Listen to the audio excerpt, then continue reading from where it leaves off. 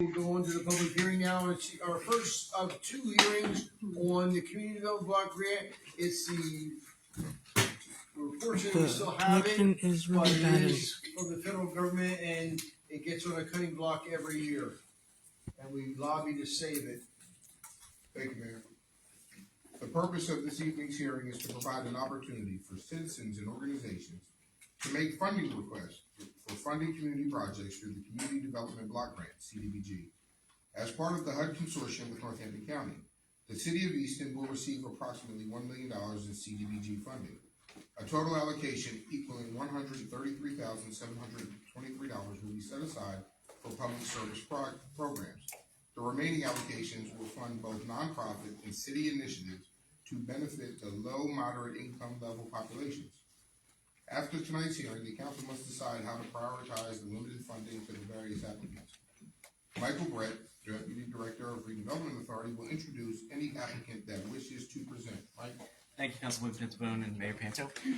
First of all, I want to thank the council for being so involved in this process so far. These are public funds and they're very limited, so it's always good to have involvement so we can kind of prioritize these where they're going to have the most impact. So I think we met with every single one of the council people between this year and last year to thoroughly go over the program, its objectives, and so you can make the best decisions possible. So before we get into the applicants, are there any questions from either the public or the council on the program itself or its initiatives and goals? Okay. All right, with that said, we don't have all the applicants here, but we will just mention them all publicly anyway. So as Councilman said, public service requests, total $171,000 plus. We only have about $133,000 to allocate to this activity. That represents 15% of our total allocation, and that is the max that can be allocated to public service. So you do not have to award that full $133,000 for applicants. You just can't go over it. So you go up to it, but not over it. So the first one you'll see in your spreadsheet that's in front of you is the Easton Police Department. We don't have anyone here from the police department, but this program is for $40,000. This will cover a variety of their community programs. So this will cover expenses for Kristen Cooper, our community advocate, and then programs like the basketball program, Cops and Kids, things of that nature. So it's an excellent program. They've been doing phenomenal work with this over the years. It's a great program the police is doing. Next up is Community Action Lehigh Valley. They're requesting $15,000 for its Generation Next program, which is a college readiness program for low to moderate income students. We do have a representative from Community Action here, Ms. Amy Bacadoro. There you are, to speak to the council. Evening, Council. I'm Amy Bacadoro. I'm the Associate Executive Director for Planning at Community Action, and I'm speaking on behalf of Amanda Starner this evening. She's our instructor for the Generation Next program. So we are excited once again to apply for an Easton CDBG grant in support of this Generation Next program that we offer at Easton Area High School. Generation Next is a college and career readiness program that prepares historically underserved high school students to successfully transition into post-secondary education, training, or the workforce. Students are eligible if they meet at least two of the following criteria: first-generation college-bound student, a student of color, and or eligible for free or reduced lunch, so an LMI student. Through a combination of in-school instruction, mentoring, college and career exposure, and real-world skill development, Generation Next increases students' readiness, confidence, and access to post-secondary opportunities. The program equips students with the academic, financial, and professional tools needed to make informed decisions, successfully complete high school, and pursue sustainable pathways after graduation. During this current school year, Generation Next programming was offered to 30 high school juniors and 30 seniors at Easton Area High School. Over half of those students are from the Easton City proper area. Our weekly programming includes curriculum focused on self-assessment tools that help students identify career interests, leadership styles, personality traits, and individual strengths. Lessons also include college application support, such as the Common App navigation, college essay development, SAT prep and registration, and post-secondary planning. Students additionally participate in financial literacy lessons covering both personal and college finances, including budgeting, understanding credit, and financing higher education. Throughout the year, students were introduced to professional and self-development skills such as networking, resume building, interview preparation, healthy decision-making, and positive self-advocacy. This past year, Generation Next students participated in 15 high-impact field trips and 7 events designed to expose them to a wide range of college and career pathways. They visited local colleges along with those outside of the Lehigh Valley region, in which students toured campuses, learned directly from admissions staff, and engaged with current college students. These experiences allowed students to explore academic environments and better understand campus culture and available support systems. In addition to college visits, students also participated in career-focused field trips. They attended trips to PBS 39 Studios, ABE Airport, Klein Farms, and IBEW, allowing them to explore hands-on career pathways across media, aviation, agriculture, and the skilled trade.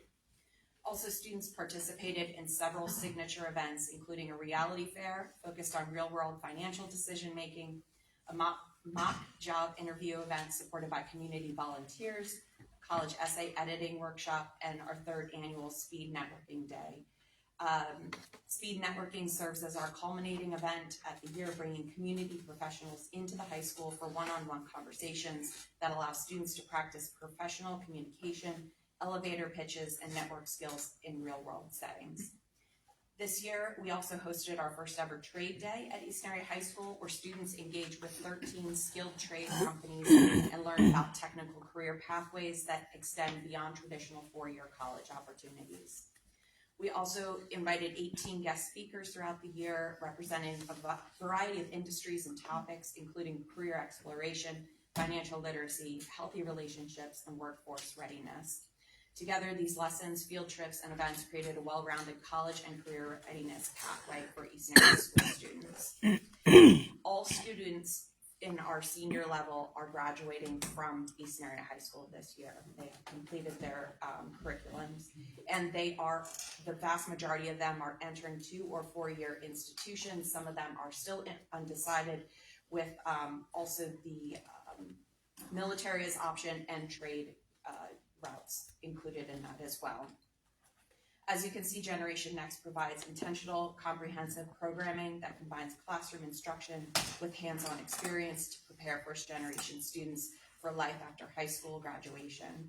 Thank you for that consideration. And I'd also like to share Community Action's annual report from our past fiscal year. The place that is bookmarked has more information on Generation Next, and it also highlights one of the Easton Area High School students as well.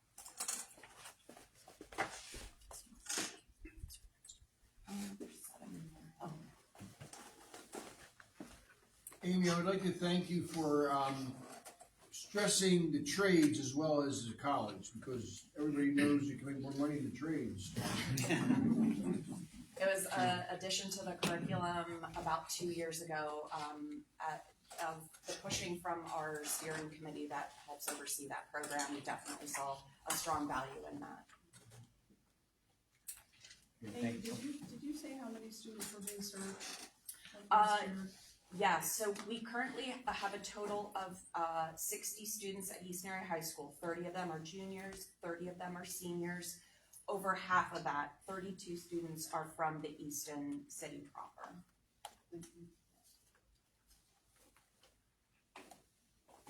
Good. Are there any other questions for CLV's Generation Next program? Good, thank you.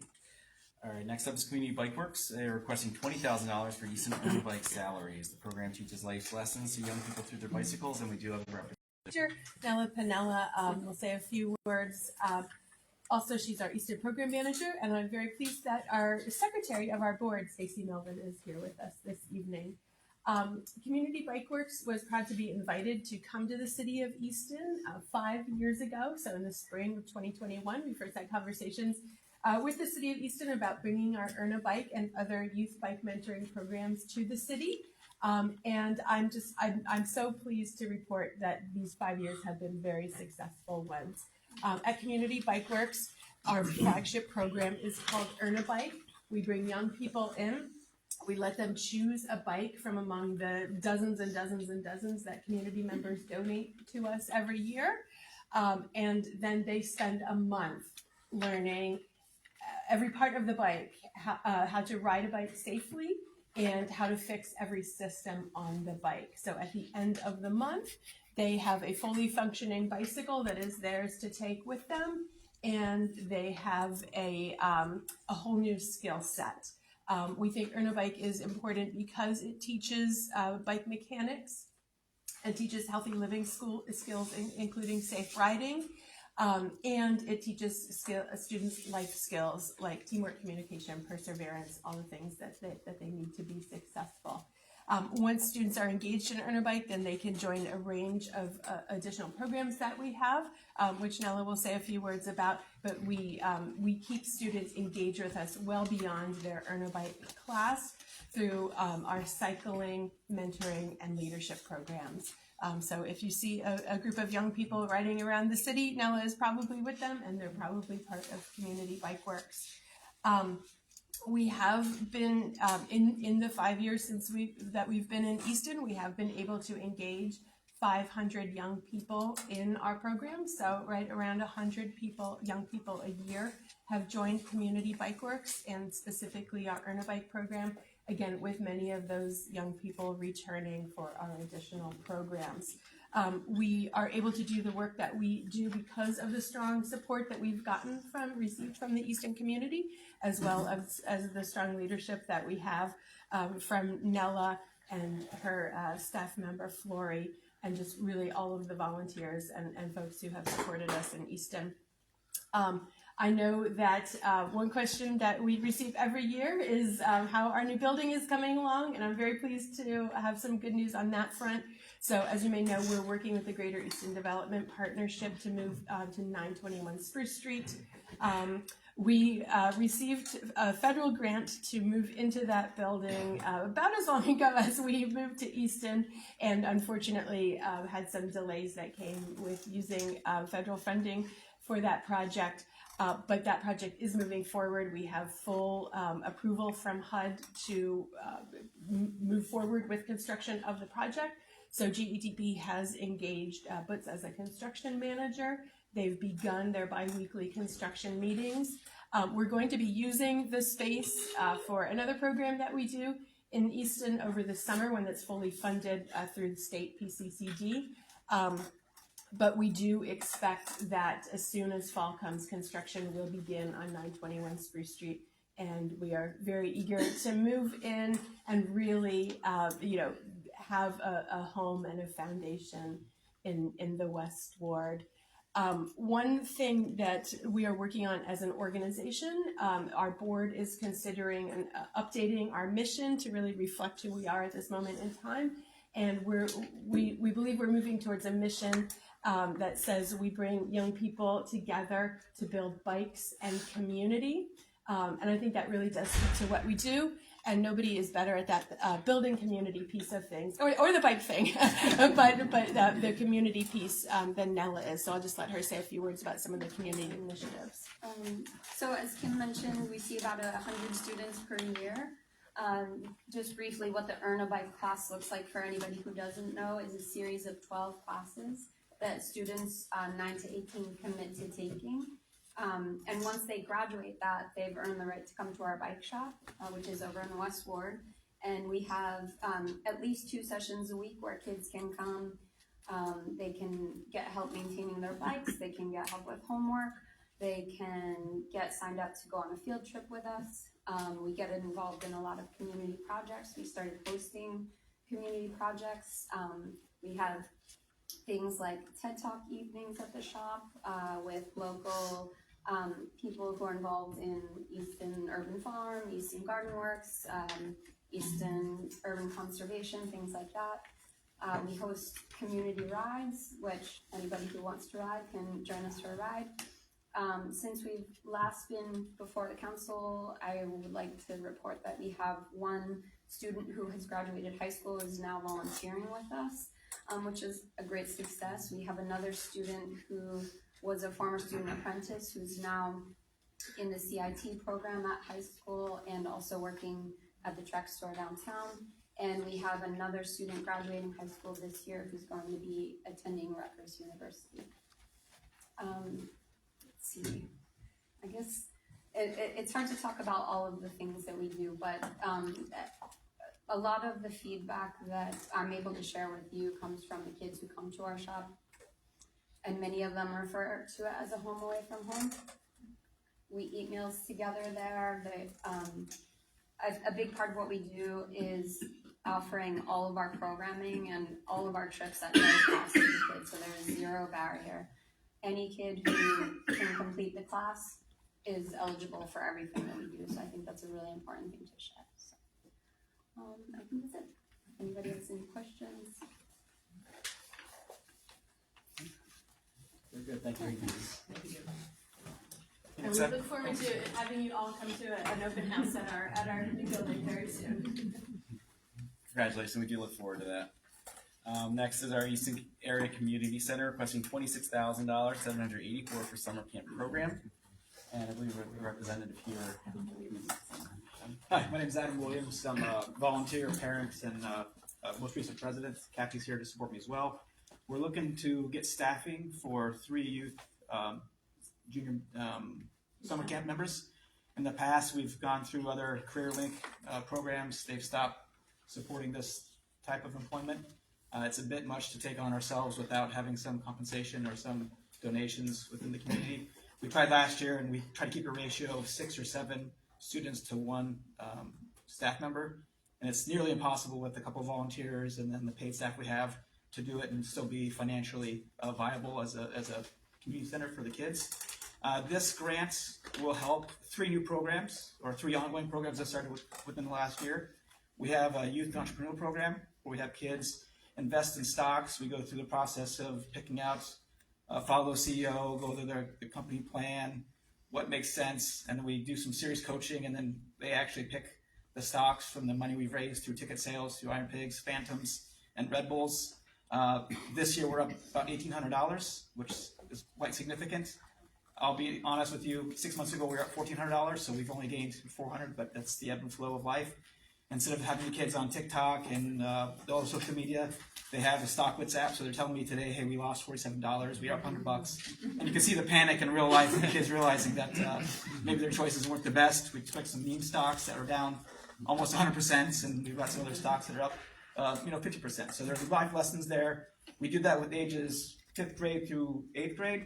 I haven't figured out a way to get the younger kids involved.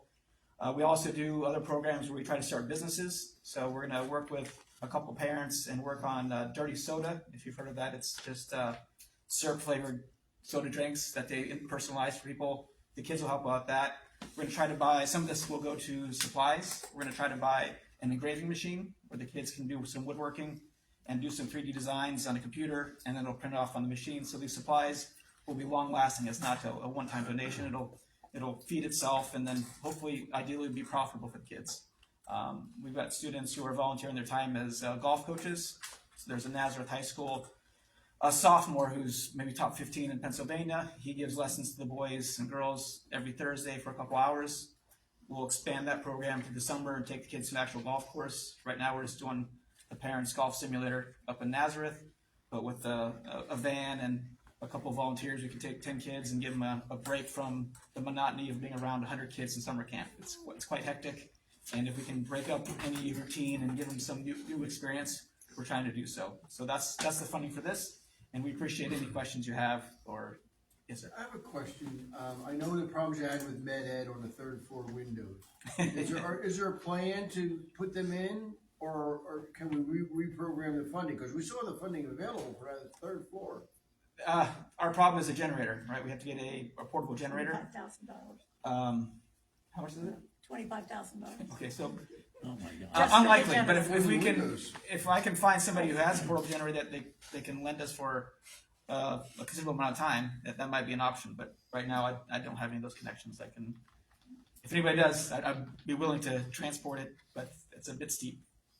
Very So 2 more points, if you don't mind, if we'd like to add. Cassell, you did mention about the importance of trades. Last year, we piloted a drone program at our summer camp. And so we're going to expand that greatly this year. right? Because there are a lot of careers that are possible with drones. And because the kids love engineering, they love technology, they love to get their hands on things, right? We'll be expanding the drone program to be able to show them all the different kinds of careers and have different people come in for different career opportunities. The other thing we're doing that we started in summer school, will really blow out during summer camp, is America 250. The kids, each level 1, which is kindergarten through 3rd grade, have been learning a little bit about Easton's part in the Independence Day, and they've been making bells, their own creation of their bells. Okay, the kids that are in 4th through 5th grade are actually researching the first 30 settlers in Easton, and they're making posters. Because we learned that there were 30 settlers when we toured the Bachman House last fall. All right, so we gave them the assignment to go and learn them. They'll be going to the Easton Cemetery to finish up that learning and to be able to make those posters. Some of them you may have seen when you had the city council meeting, because a few of them were already sketched out. We have a couple of really good artists who are doing that. And then the older kids are going to be putting on a play. All right, and would like to consider doing a version of Hands Across America, but instead call it Hands Around Easton and do it at Heritage Day. So we really want to teach these kids not only about democracy, about independence, but really the big role that Easton has played and George Taylor and all the settlers played, and hopefully maybe even take them on a trip down to Independence Hall. Because the big thing that we do at the community center in our summer camp is every week they go on a field trip. Take them out of the city so they can see beyond, all right, where they presently are, where their families presently are, and be able to dream big about what they can do in the future. And Kathy, how many students do you serve? Oh, we cap it at 100 every single year that I've been there. 120, so we don't cap. We try to cap it at 100. Yeah, one year we got in trouble with 131 because it's just hard, and we don't have enough staff. I mean, in the winter we have anywhere from 70 to 75 in after-school program. We can manage that with 1 to 10 because we're inside a lot. So between all of our floors, but in the summer you're outside. You have to have a lot of hands and a lot of eyes on where these children are. So we try and get down to like 1 to 7 ratio between the paid staff and between any volunteers that we get. We're happy to say we have 2 kids that have been on our staff the last few years that have come through the program since they were 7 years old, right? And will be graduating and going off. So we encourage kids that are in the program and go all the way through to continue and to come back. Let me just give a commercial. We're trying to build we're going to build within the next year and a half a new community center in the West Ward to replace St. Anthony's Youth Center. But St. Anthony's Youth Center, East Area Community Center, is going to be a big part of the city-owned community center. But it'll relieve them of an archaic building that doesn't even have an elevator. So if a grandparent comes to watch your kid play basketball or wrestle, they have to go up the steps, and it's very difficult. The gym is the same gym that I played in when I was a kid, and that was a long time ago. So we're hoping to be able to build a gym and a senior center. It won't be just for youth, it'll be for seniors as well, because the county closed both senior centers that were in, one was on the south side, one was in downtown Easton, and both of them were closed. It was a place where seniors can socialize and get a hot lunch. Some of them, it's the only hot meal they have. So we're looking to do that, and we partnered with them and told them that they would do their programming there, and we will work it out. But we're raising $6 million, and believe it or not, one of the young men that started out at St. Anthony's Youth Center wrestling program, which is the oldest Little League wrestling program in America. It's where Little League wrestling started.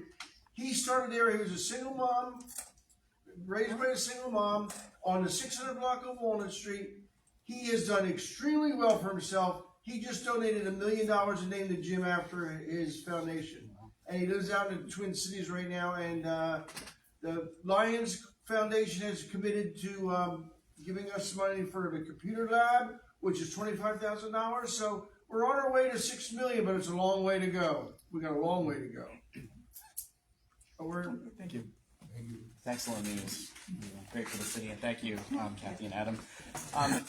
This program loves supporting all our programs that you've heard tonight and are continue here, but especially likes to support new programs and expansion of existing. So I want to point out that with the community center here, they have typically come in the past with some capital improvement projects So this is the first time in many years they're coming in and requesting funds for programming, and it's great to see that they're actually new and expanding their leasing program. So we'll make note of that. Next on your list is Easton Area Neighborhood Center requesting $15,000 for food pantry, urban farm, and food distribution. I do not think we have a representative here from the neighborhood center, but if there are any questions on the application, as council has been perusing them over the last few weeks, you can ask. I'm sorry, I forgot to introduce Sarah Eddings, our fiscal officer and grant administrator. She's the point person for most of the logistics of the CDBG process and program. So if you have any questions about their application, or would like to discuss anything, Sarah can fill in any gaps of information for you. Family Connection of Easton is requesting $20,000 for his parent-child home, which is an early literacy, parenting, and school readiness program for preschool-age children. We do not have a representative here from that organization either. So again, if there are any questions, Sarah can answer them on their application. Okay. Next up is Home Easton, requesting $15,000 for expansion of existing services and creation of new programs. So Home Easton is a new affordable housing organization that was launched in 2026 in conjunction with the Redevelopment Authority, City of Easton, and many community stakeholders. To talk about tonight's application, we have Program Manager Haley Weber to give a brief introduction, answer any questions. And I just wanted to note we also have two board members here from Home Easton, Councilman Pizzabone and Amelie Montezioca, who actually serve on our board as well. Haley? Hello, I'm Haley Weber. I'm the program specialist with Home Easton. These funds are intended to go towards expanding our programming to start property management for affordable units, and all the administrative fees that will come along with that, including things like marketing and community outreach, training our full-time Home Easton employee who is named Mark Hammerstone. He's the one that administrates all of the community workshops throughout the year, and does the direct tenant-landlord relations, legal fees, and all those things that would come along with trying to expand the services that we provide the Easton community. You have any further questions? Sorry, so when you said property management, you mean like to educate landlords on how to manage the properties? Is that what it is? Or? So initially we're thinking that the rollout of these services, we would start with bodies like the RDA and taking over managing their affordable units for them, and then maybe move into other nonprofit organizations that are holding affordable units. But the end goal is also to work directly with private property owners here in Easton who accept Section 8 housing choice vouchers, and be more in direct facilitation of managing those properties for people who really struggle to do that themselves. So this is developing the business arm of that. So we'll be creating Home Easton as a nonprofit affordable housing property manager itself, not being a steward or a connection between. So they would actually be specialized in a business of managing affordable units. So they'd be sensitive to the tenants' needs, sensitive to the community, and it would have a number of stakeholders to make sure that these properties are stewarded well, especially when we get into some of the partners like Haley was mentioning that have public dollars. In this, oftentimes we have private property management firms coming in and don't really do the best job, and all the stakeholders that help make those developments possible are somewhat powerless.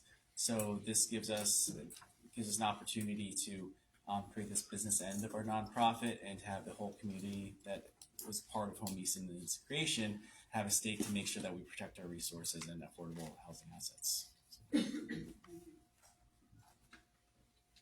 Are there any other questions for Haley? Next up is LB Sill is requesting $10,000 for the PLACE program to minimize homelessness for people with disabilities. Is there anyone here from Lehigh Valley Community Independent Living? Nobody's there? Okay. Are there any questions on this application that Sarah can answer for you? Did we put money in for temporary housing, for emergency housing, like when we had the Hampton fire, we had people who didn't have a place to go? In 2026, we do not, but we do have funds. We're going to be facing we have some money to reallocate that will be in front of the council probably after we get through this process in midsummer. There's some old funds that we can we can reallocate to those activities, Mayor. Good. One of the things we get called upon for all the time is temporary housing and emergency housing, and we don't have any funds for that. It's not something that the cities do, the counties do that. And if we had our own pot of money, we could put them up for a week or two or three until they found a place to go.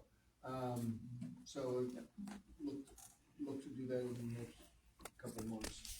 Yeah, so what we'll do, a lot of times with CDBG funds is we go through this process. The subrecipients have 6 years to spend the money. So many times we get to the end of 6 years and we get to a use it or lose it type situation. So periodically we'll come back to council with a proposal to reallocate old funds into new programs so that we can put them to use. We do have some funds available that need some programming, so at some point probably in the summer we'll be back in front of you for some recommendations. Sounds good, thanks. You're welcome.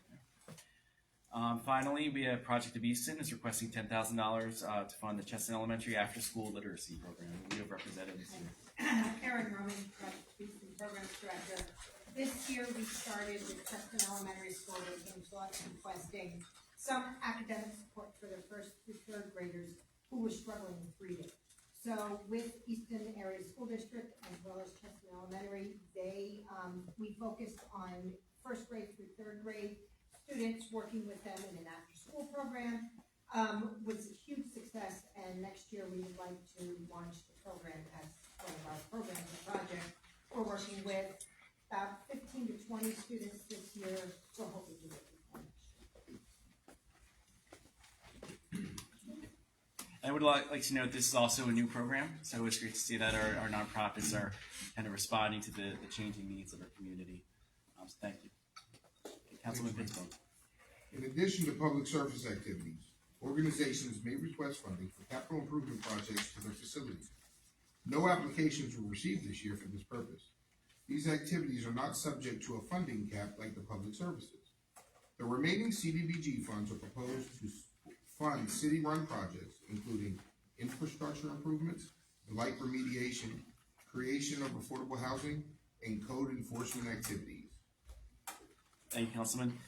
So before, in front of the council, you'll see your spreadsheet at the bottom under public facilities. You'll see some requests from the Redevelopment Authority with housing acquisition and rehab.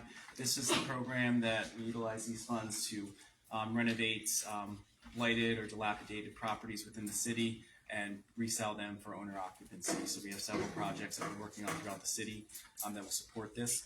This request is a little bit higher than you saw last year. I just want to point out that housing disposition, which are funds that we use to hold those properties typically, so that pays for insurance, grass mowing, any boarding up of windows or things of that nature that we have to do just to hold the property, electric bills. HUD has gotten rid of that category, so it all gets absorbed into housing rehab at this point. So that'll cover our acquisition costs of buying properties, rehabbing them, and holding them for the duration of the rehab. Are there any questions on that activity from the council or public? We have money in there for blight. This is money designated, it's kind of similar activities, but designated specifically to deal with certified blighted properties. So through the Vacant Property Review Committee that was spearheaded by Dwayne Tillman in the zoning codes, once a property is certified blight, the Redevelopment Authority has the opportunity to take that property via eminent domain. This would be the money that we use to take those properties and remediate the blighting hazards in the city. When you say money using for legal services? Yes, it could be for legal services. That is a lengthy and expensive legal process. So it would be for the legal process, just compensation paid into the courts, and then any kind of remediation that we would do to get rid of the blighting influence along the way. So a lot of times it works in tandem with rehab, but this is sort of a dedicated pod that we wouldn't use this money just to rehab a building for owner occupancy, is specifically to deal with blighted properties. Are there any other questions? Next up is road reconstruction. So this is money is used by our Department of Public Works to do road work in designated areas, mainly West Ward and portions of the South Side that are qualifying census blocks. So this could be repaving, this could be infrastructure work, things of that nature. And finally, the code enforcement is blight determination. So these funds are allocated to the code department to take properties through the blighted process. So they would bill their time out for time spent getting the property through determination, issuing citations, and ultimately take you through that certification process. Are there any questions? And that concludes the requests. So if there are no questions, I'll turn it back over to Councilman Hitzel. Thank you. At this time, is there anyone from the public who would like to weigh in with a comment or anything regarding what you just heard during this hearing? All right, seeing none, this evening's hearing was intended to assess community needs for 2026. On June 24th, 2026, a second public hearing will be conducted to review the proposed 2026 CDBG budget. The council will also be seeking approval for the budget at that meeting. Mike, thank you very much. Thank you very much, Councilman President, Councilman Mayor Pinto, thank you. At this time of our meeting, we have public comment on agenda items only. You have 5 minutes to give your name and address and speak whatever you want to speak about to the city of Easton. Thank you, Kim. Nat, Amy? Yeah. Evening. Ava Bacadoro. I'm gonna wear my City of Easton hat right now, or resident hat, 1008 Ferry Street.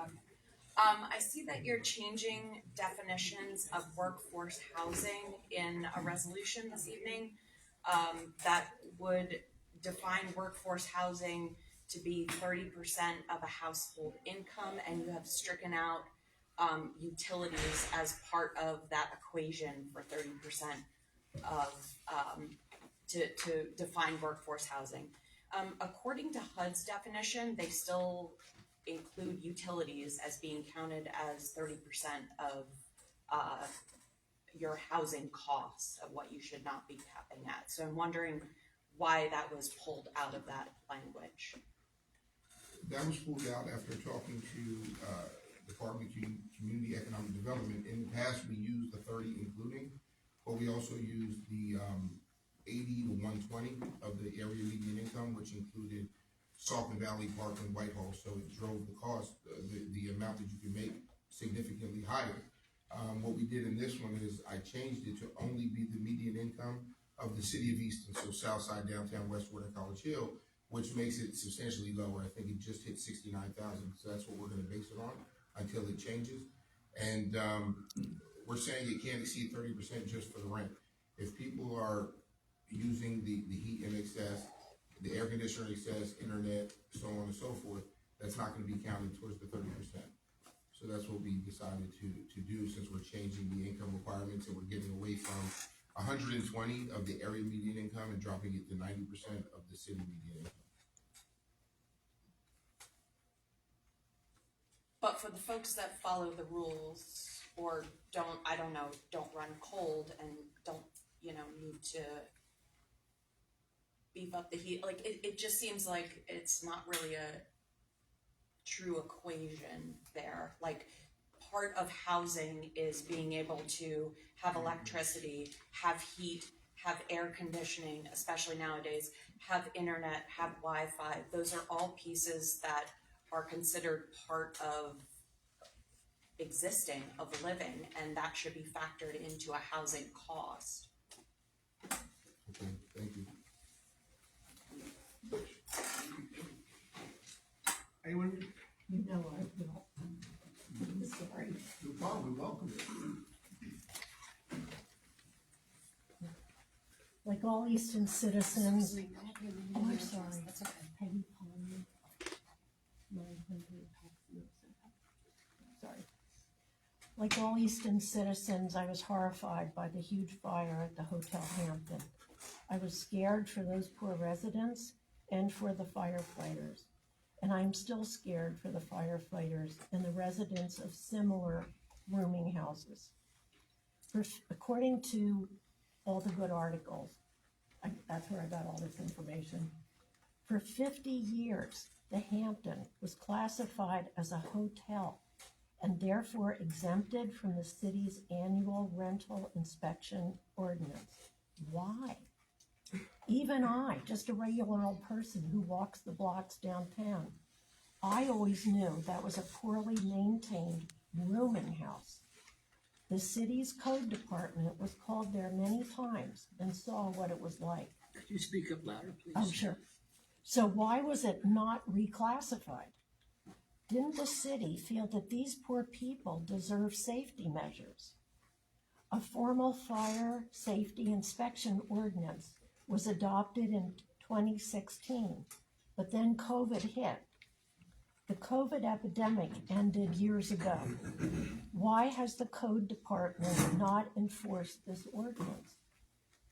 The fire department conducts pre-fire plans to help the firefighters fight fires in the city in these type of buildings. But there was no plan at all for the Hampton. Why not? This was a 250-year-old fire trap, rat trap, owned by a questionable landlord. Why didn't the city code department notify the fire department about the dangerous conditions there? They say that the code department will tell a landlord that his building is in violation and that things must be fixed. But what happens when that landlord does not fix the things? What is the exact timeline given to the landlord, and what exactly is the fine they have to pay when, like this landlord, didn't do anything? You know, he nailed windows shut. The place was terrible. And he's not the only crappy landlord we have. I hope the code department is really checking up on those other landlords. We all know their names, and we're just regular citizens. Thank you.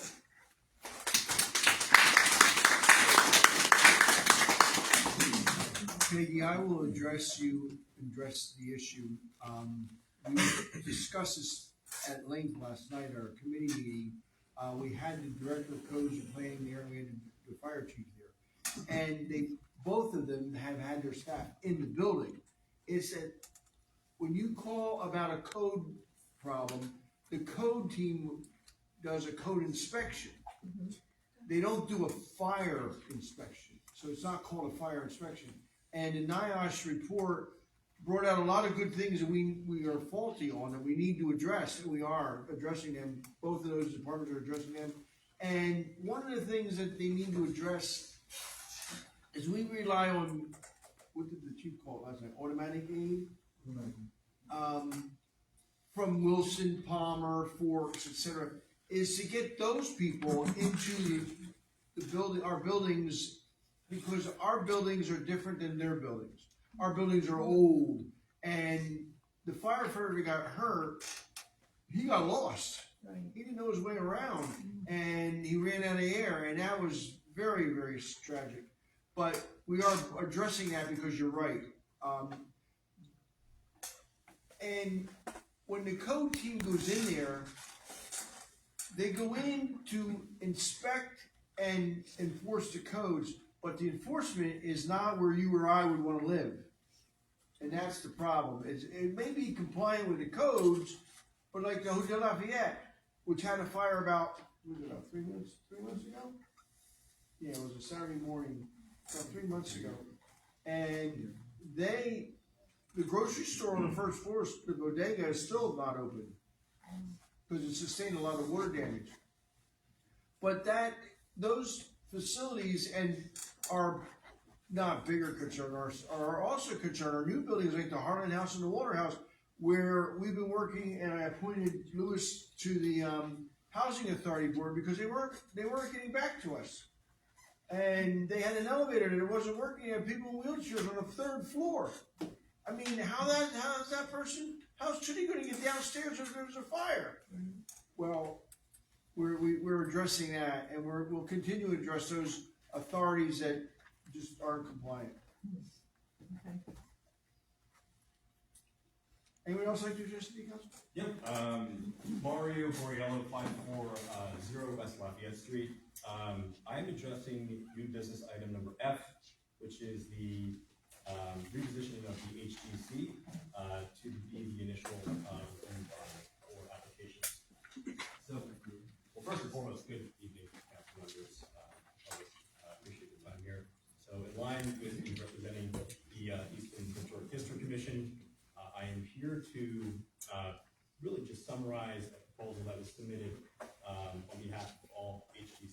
standards, which is, again, to have the HGC be the initial review party for all applications. This proposal is intended to create a more efficient, predictable, and coordinated process for everybody involved. That is applicants, residents, and the review individual. With three primary goals. One, reduce conflicts between boards. This is going to ensure applications align with HGC standards for advancing through zoning and planning approvals. Number two, improve efficiency across departments, really with the goal to streamline interdepartmental coordination. And three, enhance application experience. Most notably, what we often see is that there's a lot of time spent in revisions. So right now, applications go through the planning or zoning before HGC considerations are evaluated. This will lead to conflicting guidance, unnecessary redesigns, delays, added costs for applications, and frustration for both residents and boards.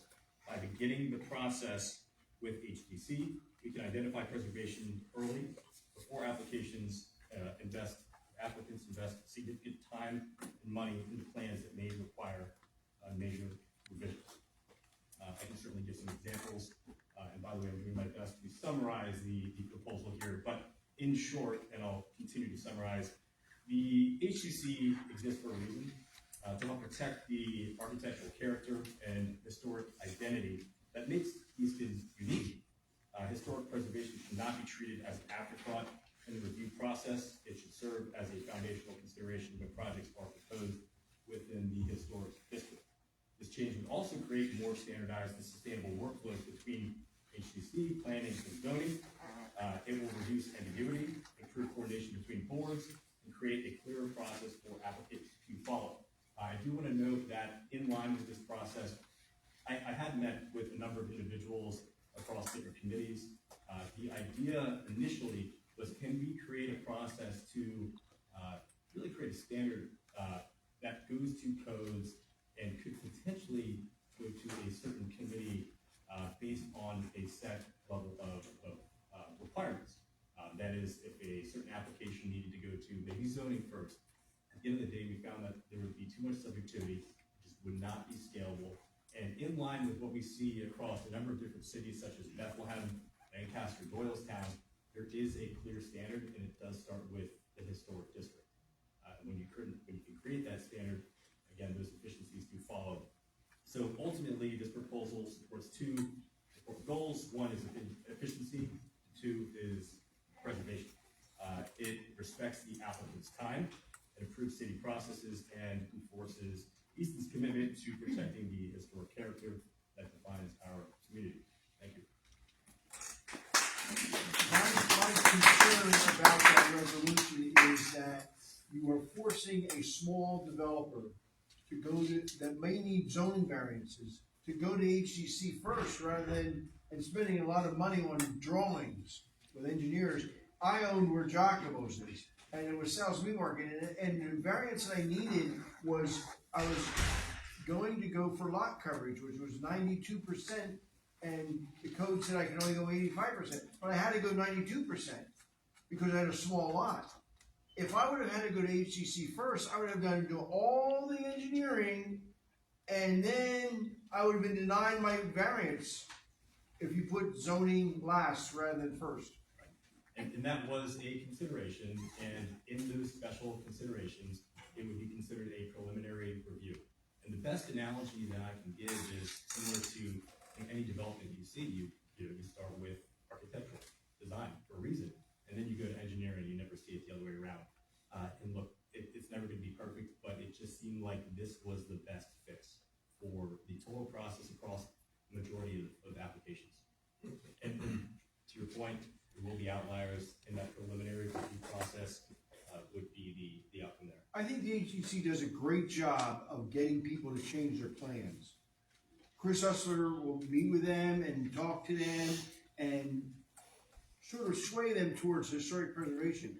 But the problem is, the hardest thing to get is the variance. So that's why the zoning board is first and planning commission. because the land development is the Saldo is ordained by the council. And you know, part of why this is being driven is the interdepartmental or committee, you know, contradiction you sometimes get, right? When you have, look at the new development we have, is London. You know, we had zoning approval, and then you had a major conflict with HTC guidelines, which created them to need to go back and redesign, which created more expense on their end to have to, you know, accommodate those revisions. So the idea in that case would be, again, the preliminary idea. Here's the HTC guidelines. Let's make that clear, and then you proceed with them. I am in support of this, and I'm support bringing this to council, this resolution. I do want to remind everyone that the HDC only covers the historic district, so businesses outside of that, like the golf rooms and things like that, wouldn't have to go through this process. But I live in the HDC's area, and when I had to get shutters and present to the HDC, I was required to provide drawings and samples.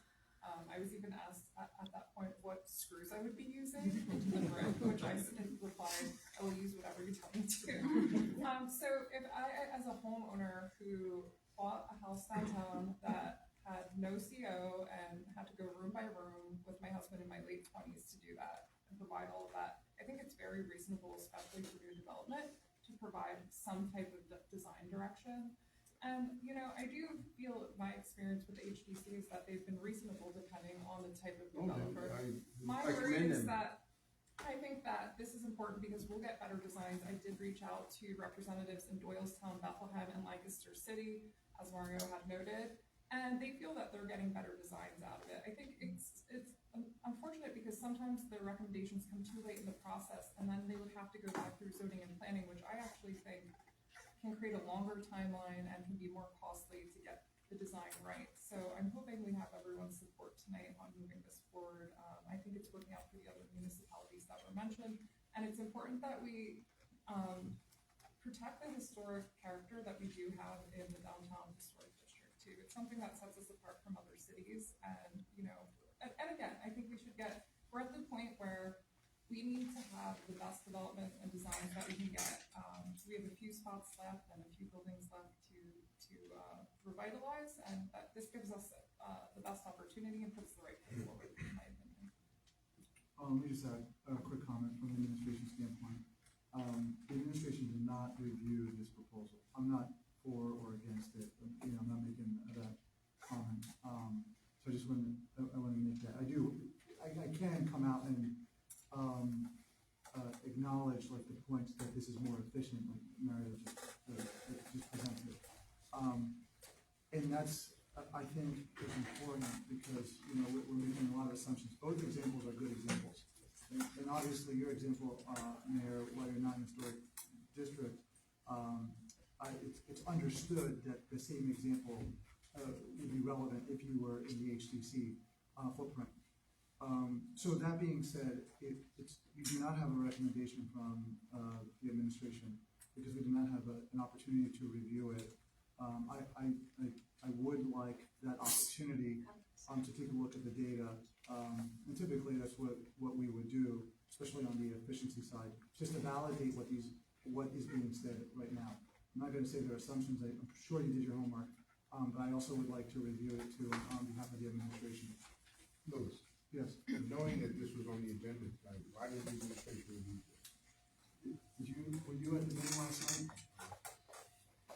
I'm in meetings with codes and fire, like literally since that NIOSH report came out. And this came out on Friday. So from Friday to Tuesday, there's no time, zero time. Well, it came out to the council on Friday, but you guys should have had it for a couple weeks now. Yeah, we did not have the time. I wasn't approached. You mentioned that there were some examples, and you gave one for Linden. Can you maybe be more specific about like how, you know, the conflicts that arise when the HDC looks at it in the end as opposed to the beginning? Well, I think the Linden is a highlight just because of its timing, right? It's one we just had dealt with, and it was back on the agenda again. this is how I'll put it candidly. You often get zoning approval and large projects specifically, and I'll give us a different example. You'll often get an applicant that interacts with the HGC in a way that we already have, all the necessary approvals. It's just maybe a formality, right? And when it comes down to it, the HGC guidelines are extensive, and that's where you get these large revision processes. And then, maybe on a completely other end of the spectrum, a sign for a new business, right? We do have clear requirements, right, when it comes down to the aesthetics only, and then zoning requirements, which are sizing. So if you were to land with HTC first, it's what are the aesthetics required, and then when you get to zoning, it's just the ratio, right? So that would be the other end versus zoning. You get the size, and then now we're needing to fit it in. Those would be the two examples I would give. And if it would be helpful, I can also make sure you get the proposal, which has an outline of a number of other sections. And what would the preliminary review process look like? Would that be put in writing and people can come and say, this is just, expanding a building on a small footprint, I want preliminary review, or this is a huge building, on a vacant lot, but so we'll need more extensive review. That is in line with a longer term idea. If you are standardizing the process and you're starting with one committee and moving on, what you can do is you can rely on, say, as simple as in the short term, clear meeting minutes, where if we are documenting these preliminary items, we're making sure we're sharing that information through departments. And one of the biggest things in approaching my third year on the HDC is that there is a lack of communication in between the committees. And one thing we should think about long term is how can we change that? There's a number of ideas, and would be me digressing to say that there's different platforms and ways we can use OpenGov. But that aside, one easy way to do that in the short term is preliminary review, clear meeting minutes, and making sure that they get to the next committee prior, so they know what to expect and how this would align with HTC standards. That answers your question. Thank you. I still don't understand why I would go to HTC and make the changes that they recommend if I don't have even the legal right to do what I wanted to do. Let's take, for example, the warehouse on 13th Street. Controversial project, no doubt, but City of Easton zoning voted against it. They voted against the warehouse. What if they went to the HTC first, had to do all their drawings and renderings and historic preservation architecture, and they didn't get the variance? Are you aware of a space in the historic district where we could accommodate a warehouse? No, I'm using it as examples. It wouldn't go to the HDC. I realize that. I was on the committee that created the Historic District Commission. And you would die if you saw the Linden right now because they painted it pink. I'm aware. I got yelled at yesterday. I said, it's only temporary. Mayor, to answer your sentiment, and this is in line with my initial comment when I was approaching what alternatives are there to just address process improvement. And in line with some of the discussions, it's can we create a process that maybe goes with somebody like Amazon Bitch within code to then direct unique applications where they would need to be. In that example, it's an outlier. That's a good idea. She could send it to somebody, but what I found though is that it's not necessarily the most scalable approach. If it is an outlier, and it goes to HTC first, just because that is the standard process, then we just go with that quote-unquote informal review. But again, is that answering your Yes. I agree that making it more efficient, if our zoning board and our planning commission voted on things with a historic preservation in mind, I agree with it. I spend a lot of extra money on my building because I took the paint off the brick. I designed it to match what was there, and I know that I'm a preservationist. I'm pragmatic though. I'm not a purist. I'm pragmatic in that if it can be done, we should do it. But if it can't be done, it can't be done. I mean, I know when I went to the zoning board, I know I'm not in the historic district. I know that. But I went to the zoning board, and the most important thing that my lawyer told me is getting the variance for the lot coverage. If I didn't get that, and I had HDC approval, I still have nothing. I can't build my building. And that would be one of the few outliers. Well, it would be, and I think you're right. Our zoning board and our planning commission should be looking towards a historic preservation viewpoint. And they don't, because the SALDO requires them to look at scale and mass more than historic preservation. Our applications haven't gone down, so how? No, they haven't. And they haven't gone down, and they won't go down in the near future. As Easton becomes more and more desirable for people to live in. And it's not just people from New York, New Jersey, they're coming in from the suburbs, which is really ridiculous. I was here when they moved out to the suburbs, now they're moving back in. But I'm not against the resolution, I'm against the most legal thing is the zoning variances. If you can't get that, what's the sense of you walk away? Mayor, to Mario's point, it may not be an issue, and this is why the administration would like to look at the data, because we're arguing about something that may not even be an issue. It's true. And that's all I was saying earlier. Mayor, I agree with Councilwoman Rose in the presentation that we received. However, I'm disappointed that the administration has it on the agenda without reviewing it. And, I'd like to see them review it and table it for 2 weeks to the next meeting for a vote.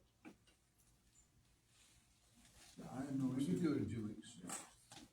Louis, one of the things that I tried to do was I went to AMP, and I tried to pull data on denial. Okay.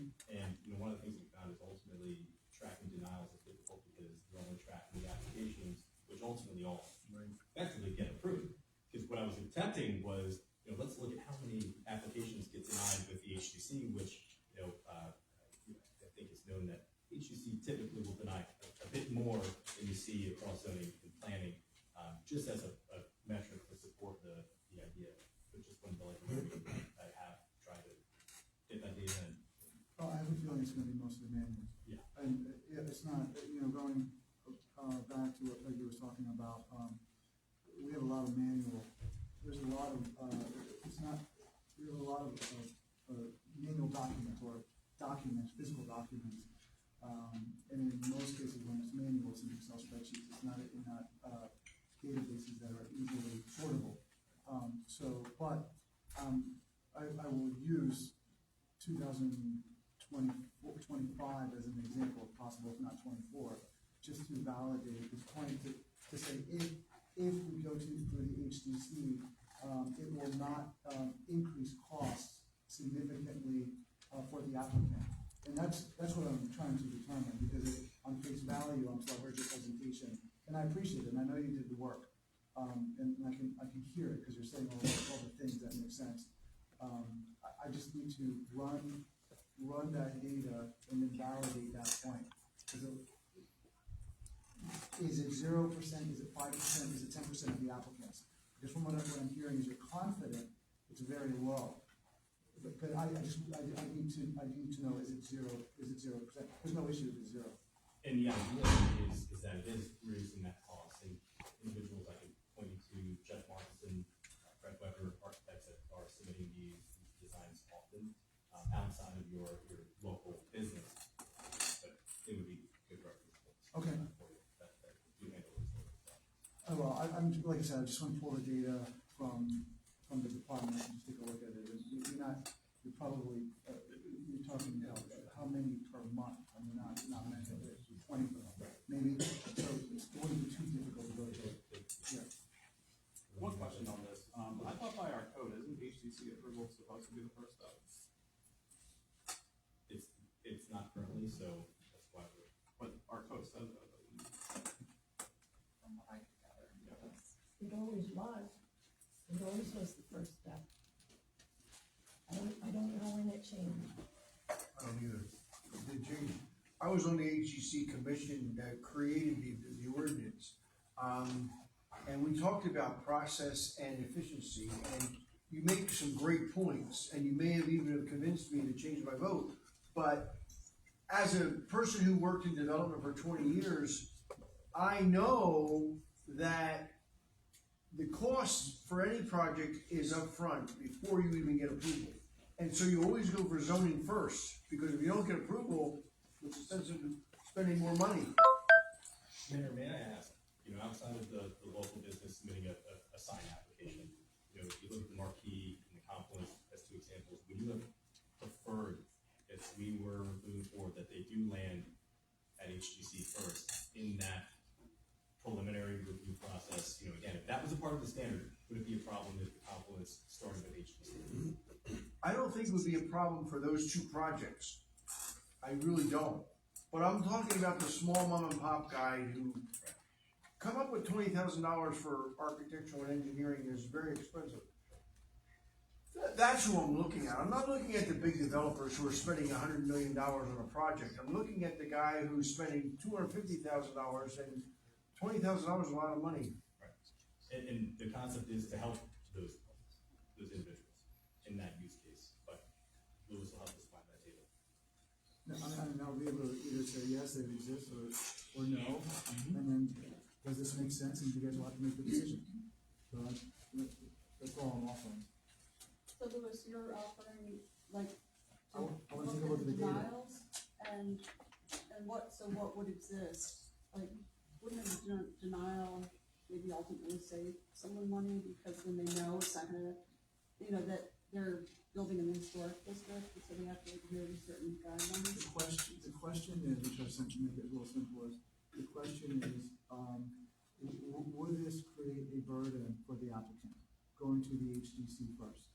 Clearly, there's an appetite by everyone talking here that there's some historic protections that folks want to put in place. That's fine, but and regardless where that falls in the process, it's still there. The question is, and this is what we talked about earlier to talk with the mayor, is that does this create an economic legal burden on the applicant? How are you going to measure? I'm just curious. Well, you have to maybe take a look at the applications that go to zoning that don't move forward, because then those applicants that don't move forward should have never gone through the HDC process. So I want to understand how many applicants would not have moved forward that fall under the criteria of going in front of the HDC, and that's what I'm going to look at. That's really specifically. I mean, there may come down to 20. But I want to understand it, because 20 in 1 year over a 5-year, 10-year period, it adds up. So I just want to truly understand it, because not all 20 are large developers. And if things are going the way we want them, per se, to go from what I'm hearing from council, the comprehensive plan is going to make a change into the type of development that we have. There seems to be a sentiment publicly that large-scale developments is not necessarily something that the city wants. So if you're pushing towards more small-scale development, this is important, and that's all I'm saying. And I'm going to test that assumption to see if it's right or wrong. And I'll bring back that information. Like I said, I'll look at 24. We're not going to go, because what Mario said, this is all going to be a manual process, but it's not like you have to dig into a lot of months. And if anything, I could always take a sample. I could take 3 or 4 months, and just to get an idea. If it gets too much, and just to expedite it and get back to council. Does that answer your question? It does. Thank you. Mario, I appreciate you serving on the HGC, and I thank you for your service. It's getting harder and harder to get people on our authorities, boards, and commissions. I appreciate it. Thank you. Mario, I'm probably going to call you too, because it sounds like you did a lot of homework, so I want to talk to you. I don't want to recreate the wheel if you have any questions. Anyone else like to address? I'm sorry, I would like to just more succinctly say what I wanted to say, and I will be better prepared in the future. Regarding the utilities as part of that factor of 30%. If you were to move into a house or in an apartment, in order to have a certificate of occupancy, that house would need heat, it would need electricity, and it would need water. So those are part of your housing costs. No matter what, you have to pay those bills. If you are in a multi-unit and your utilities are divided up amongst all tenants, so your neighbor upstairs cranks the heat, you're paying for it because it's divided above. That's not fair either. So I would ask that you consider that when looking at this language. I'm gonna put on my community action anti-poverty hat for another moment too. There's some other language in here defining workforce housing in section 176-4 part B. And it notes that every year that you would be re-looking at someone's income to determine if they could still continue to live where they are, if they still met that criteria to live there. That's something you see, it's very common in Section 8 housing. What it does, it keeps people stuck financially. I got a raise, I'm gonna save for a house, but now because my raise takes me over that threshold, I'm gonna lose my housing. What's my incentive to that? I would love to see language in this that allowed for a step down period. So folks who no longer quote unquote qualify by way of their income have an opportunity to spend 2 years or 3 years where either their rent is slightly adjusted or it's taking into account for these things to allow to better themselves and move into market rate housing, or buy a home. These are problems that we see every day. People that refuse to take 25, 30-cent raises on their annual rate because it will cut off their food benefits. You know, that they'll lose $60 over here, but their paycheck is $5 more. Those are the kind of things that don't push us into better places and allow people to get out of these services that are provided. It leaves them stuck there. So I would ask that council consider looking at that language as well. Thank you. Again.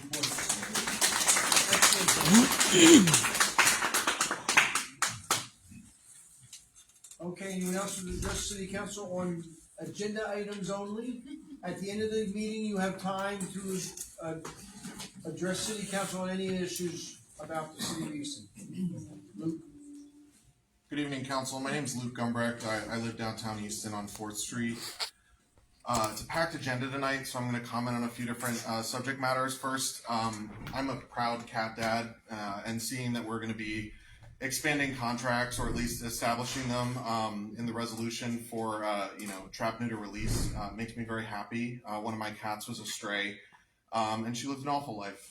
And her consistently getting pregnant out in the wild and making more stray cats would have been awful. And I'm glad I was able to detour her off that path. Outdoor cats kill billions of birds per year and devastate local wildlife populations. So they also take away from our experience of outdoor spaces.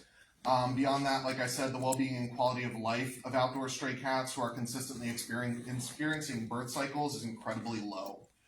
These stray cats are an invasive species when they are condemned to a life outdoors. And they thrive indoors with humans as they are domesticated and belong under human care. It's critical for the city to maintain and expand these types of contracts with local organizations who are willing to reduce our stray populations by providing the TNR programs. And for that, I'm grateful for any current capacity we have. And in that regard, I would just believe it should be expanded until we see zero stray cats in the city. And frankly, I would like to see some regulation of people who have, quote, indoor-outdoor cats. It is incredibly dangerous for the animal. It is horrible for our environment. So I think that should be included in any future legislation. Next, I'd love to comment on housing. As far as the, I want to make sure we get the framing right on the information. I really think that's my goal right now. Workforce housing, affordability. During this crisis we see that working class people are experiencing, I want to echo the concerns of my neighbor, Amy Bacadoro, around the definition of workforce housing and what 30% of housing costs truly are. I know that my housing costs are much more than just rent.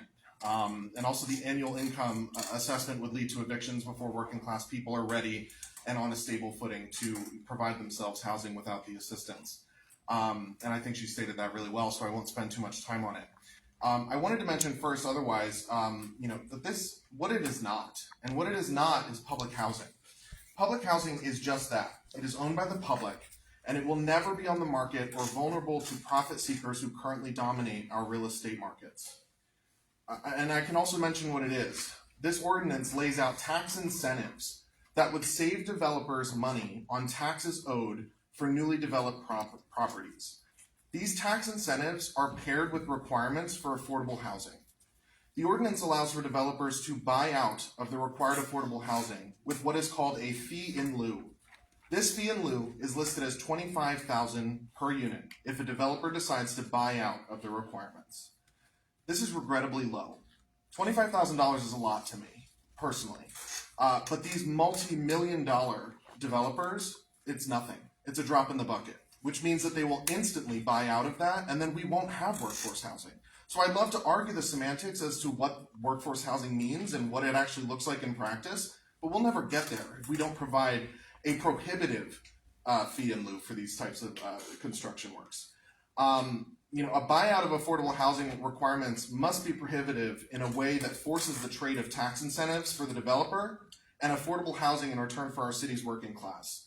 And lastly, workforce housing is a start, but it is not a fully baked solution to our housing and affordability crisis. Public housing can serve everyone of all levels of need. Workforce housing leaves space for some to fall through the cracks. Next, in regards to the federal NEOSH report on the Hotel Hampton fire, I had a detailed conversation with Michael Krill, 34 years in the firefighting force, and is our former chief of the fire department here in Easton. He was very upfront about what he called a bias and passion for the fire department that he has. But after speaking with him, I would phrase it as his bias as experientially informed. First, he wants to see, and I think a lot of the community, what I've heard echoes of, potentially a possibility of bringing codes under the fire department. I mean, the mayor mentioned earlier in the meeting that might streamline. I think you mentioned a little bit of what is currently getting logjammed without that connection. And I think when we combine those entities, it will streamline that and we'll have cross-training and compatibility amongst those two teams. It will also merge the communication gap, in his words. It's two organizations that are charged with a similar function anyway. So creating that connection will just enhance their ability to maintain the fire checks and the code checks. Civilian employees for codes combined with cross-trained firefighters is the way that we can make it through this, this process and not have another Hotel Hampton fire like we saw. And it would also take down artificial walls between entities.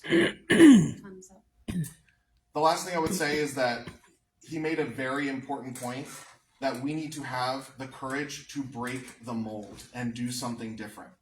And I would argue, as well as he would, that Easton and Wilson Borough Fire Department also already work together well enough that we should seek out a study on whether we can combine those two fire departments and have them working even better together.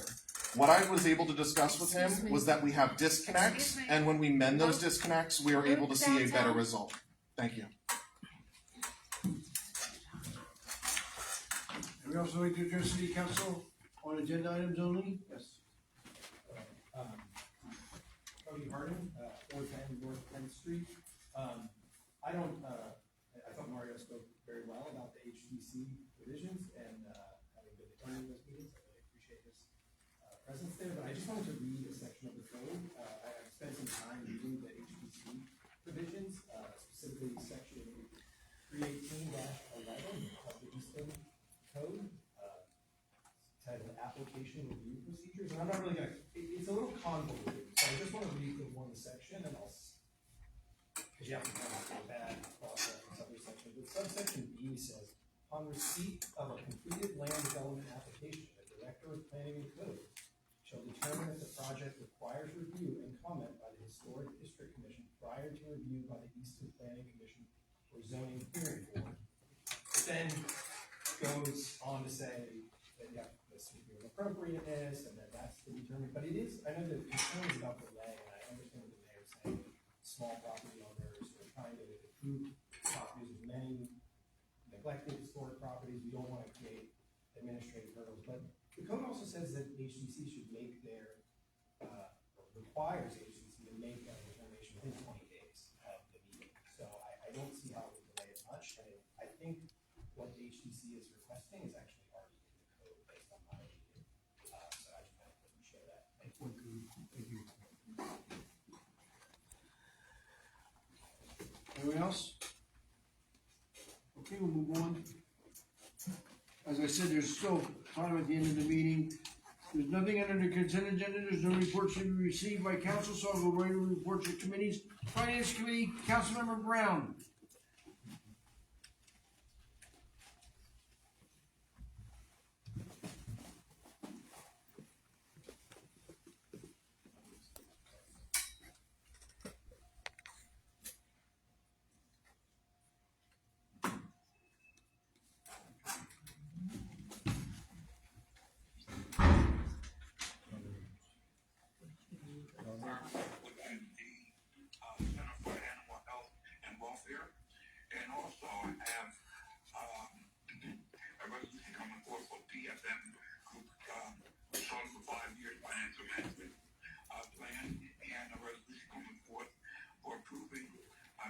Apply for the phase 2 of the funding under the DCE's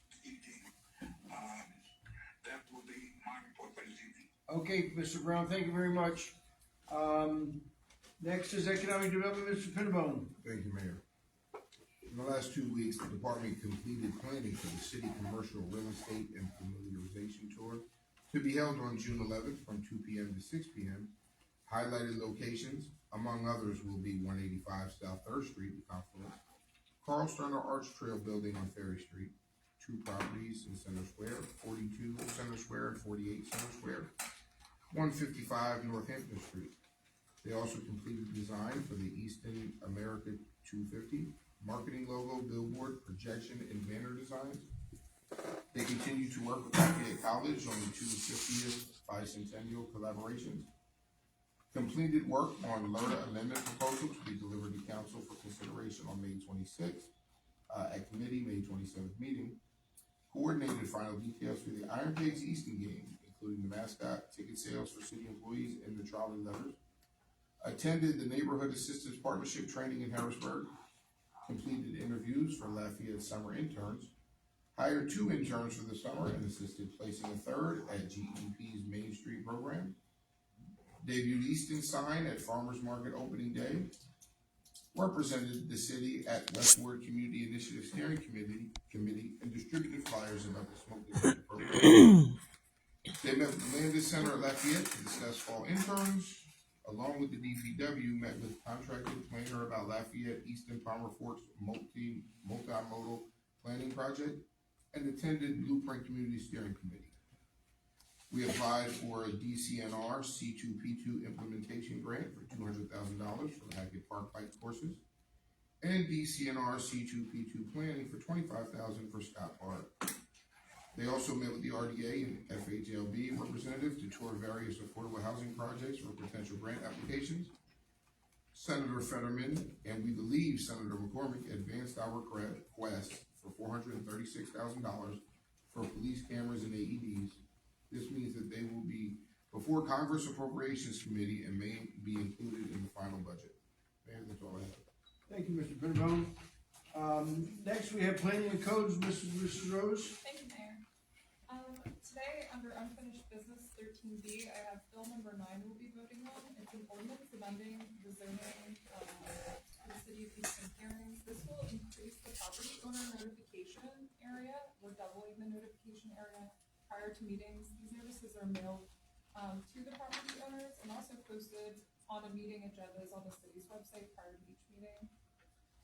Also, as mentioned, under new business 14F, it sounds like we'll be tabling the resolution supporting the repositioning of the Historic Commission as an initial review body for applications subject to HD considerations. I'm always game for bringing this to committee and discussing it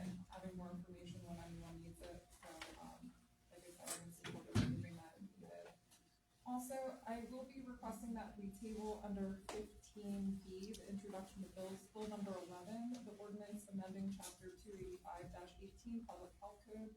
I have some questions.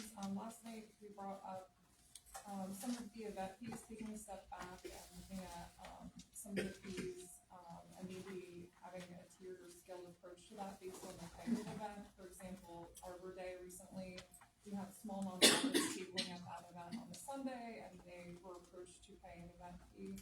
I also had somebody who was organizing a College Hill concert with a resident band. They were told they were required a $25 business license for the band. So I think we do plan what we discussed at the last night's committee meeting to add that to the next meeting in 2 weeks and have further discussion on that. So we'll be requesting a table on that. Additionally, also bringing up the HDC, I know I'm so happy that we are now doing the zoning meetings as well as the planning commission meetings, but I'd also like to request that we start treating the HDC meetings. I know that there are so many proposals coming in, and it's hard for everyone to get to them. I try myself, being a council member, I think it's important to attend whenever you can.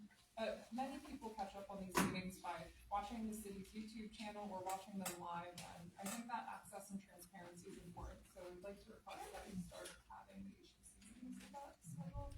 Thank you.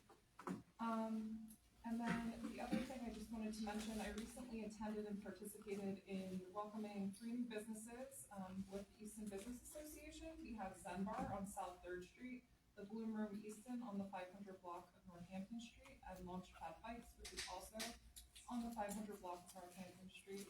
I'd like to thank the mayor and council members who showed up to support those new businesses. Today, I also attended the Kiwanis Club of Easton's Police Officer of the Year Award.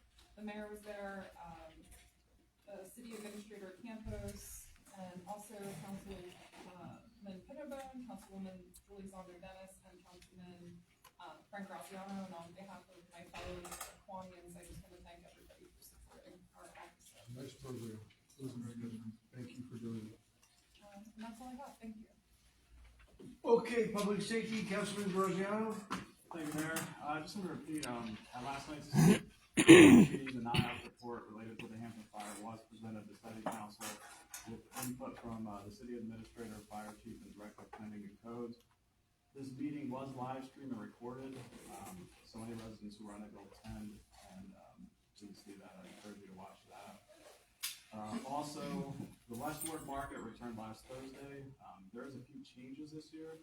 The market is now being held at 10th and Pine. Community Garden will run on Thursdays from 5 to 8, with more of a focus on food insecurities. I encourage everybody to come out and support that. Finally, I have 2 resolutions on tonight's agenda under new business. One authorizing the equipment lease line for credit for the actors for essential use equipment for fire, police, and public works, and also a resolution authorizing the sale of surplus fire apparatus. And that's it. Very good. Thank you, Mr. Graziano. Public Works Committee, Ms. Zondo-Dennis. Thank you, Mayor.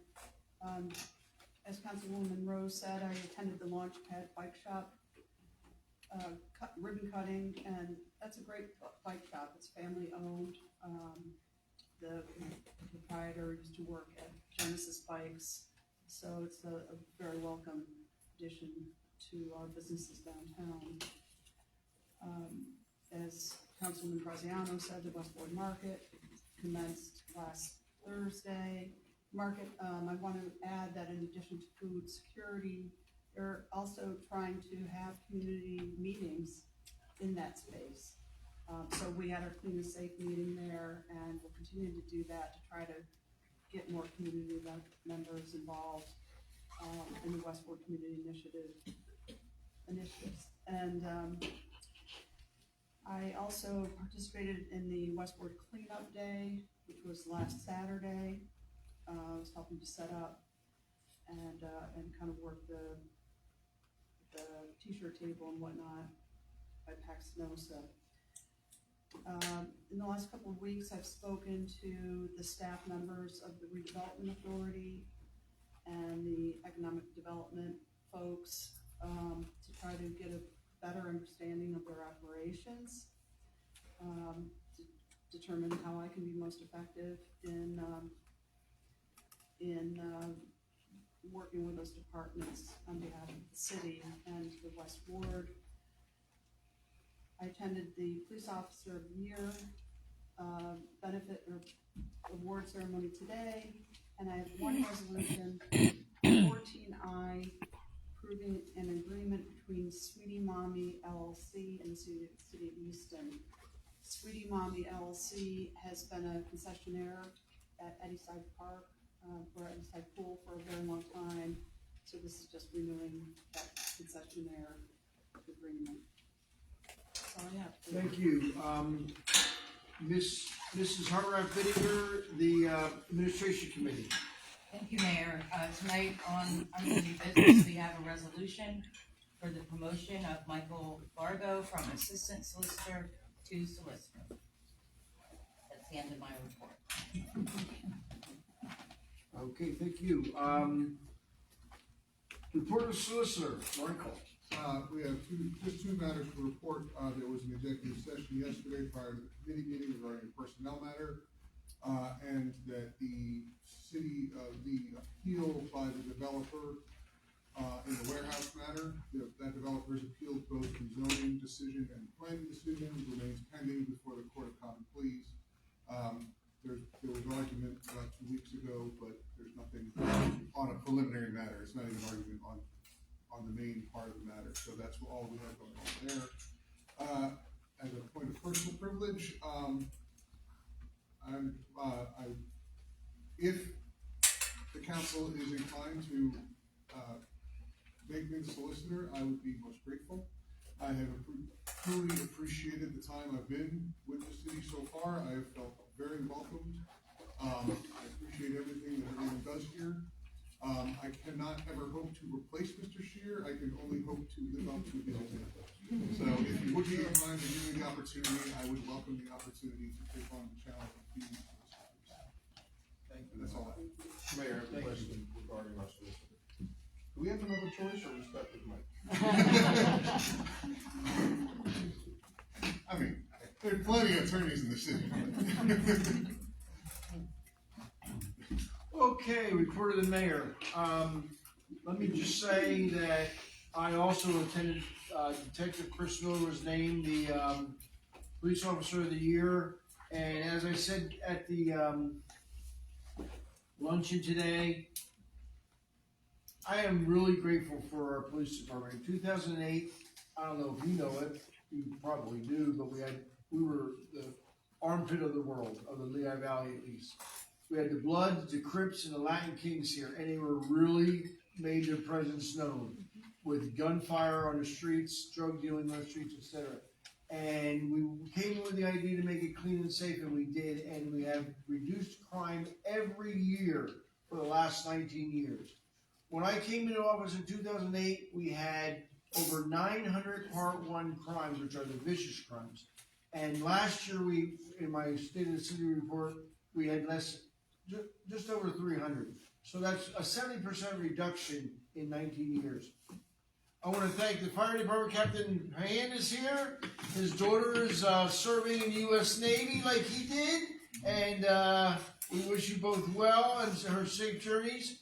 But I wanted to just say that our fire department did a remarkable job. Last night, I beg you to watch the TV channel that the city has on YouTube. We talked about the fact that that fire was very, very bad. And we came out of it. We had one firefighter get injured who was with the Wilson Fire Department, but we came out with no fatalities, and that is remarkable. And our firefighters did a great job. And as long as I'm mayor for the next year and a half, we will always have a professionally paid, full-time fire department.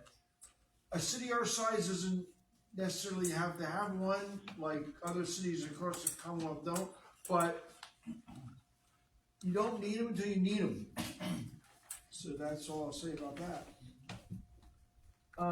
Last night we had a stamp presentation. Our stamp presentation is a government program by the state where they gave us a grant to go and get Public Financial Management, PFM, to look at us over the next 5 years. And the report was very, very favorable to the Easton because we haven't raised taxes in 19 years, which is unheard of, as they said, throughout the Commonwealth of Pennsylvania. But they also told us that over the next 5 years, we were going to have some deficits that were going to have to be made up. But fortunately, those deficits are small. And we're looking forward to balancing the budget every year without a tax increase. But we've had 19 years without a tax increase, and we're really happy about that. We started planning for Senior Fest for all the seniors in the room over 65, like me, Mr. Greenwald. It's August the 21st where City Council and the Mayor cook for the senior citizens. And we have bands there. We play bingo, give out prizes, and it's a lot of fun. It's down at the Scott Park down by the falls, and it's a very picturesque place to be. And we invite all of you who are over 65 to come down and join us. What was that date? August 21st. Is that a Friday? Yes, it is a Friday this year. And we team up with AARP. Seniors know who they are. And we're also getting ready for America's 250th. Now, I know that City Council during the budget presentation, we wanted to have a free picnic for the city. And at that time, the City Council wasn't very much in favor of it. If I go out and get sponsors for that event, can we hold it? That's the question. I'd like to have a citywide community picnic to celebrate our 250th. Personally, Mayor, I'm fine with that. I think the issue wasn't the picnic. I thought that's a great idea. We just didn't want to spend money for it. So if we're going to get sponsored for it, I don't have an issue with it. I don't have a problem with it either. We'll be city funds. We'll get the funding. We'll go out and raise the money. In addition to the $6 million I have to raise for the community center. On Saturday night, June 20th, we have our first cruise night downtown. And it's a very special night. It kicks off our summer series of cruise nights every third Saturday of the month. But we also are having the Circle. Now, I realize you have to be old to understand who they are. But the Circle did Red Rubber Ball and Turn Down Day. They were two big hits. But their biggest hit was they were given a name, the Circle, named after the Circle in downtown Easton because they were students at Lafayette College who entertained John Lennon to come to Easton. And they opened up for the Beatles 14 times. And they were also open for them at the Shea Stadium. But we're going to bring them back. We had them about 2 years ago, and they were phenomenal. They were better now than they were back in the 60s. And we're going to bring them back and have a cruise night with a couple $1 million worth of classic cars downtown. And I want to thank Mike.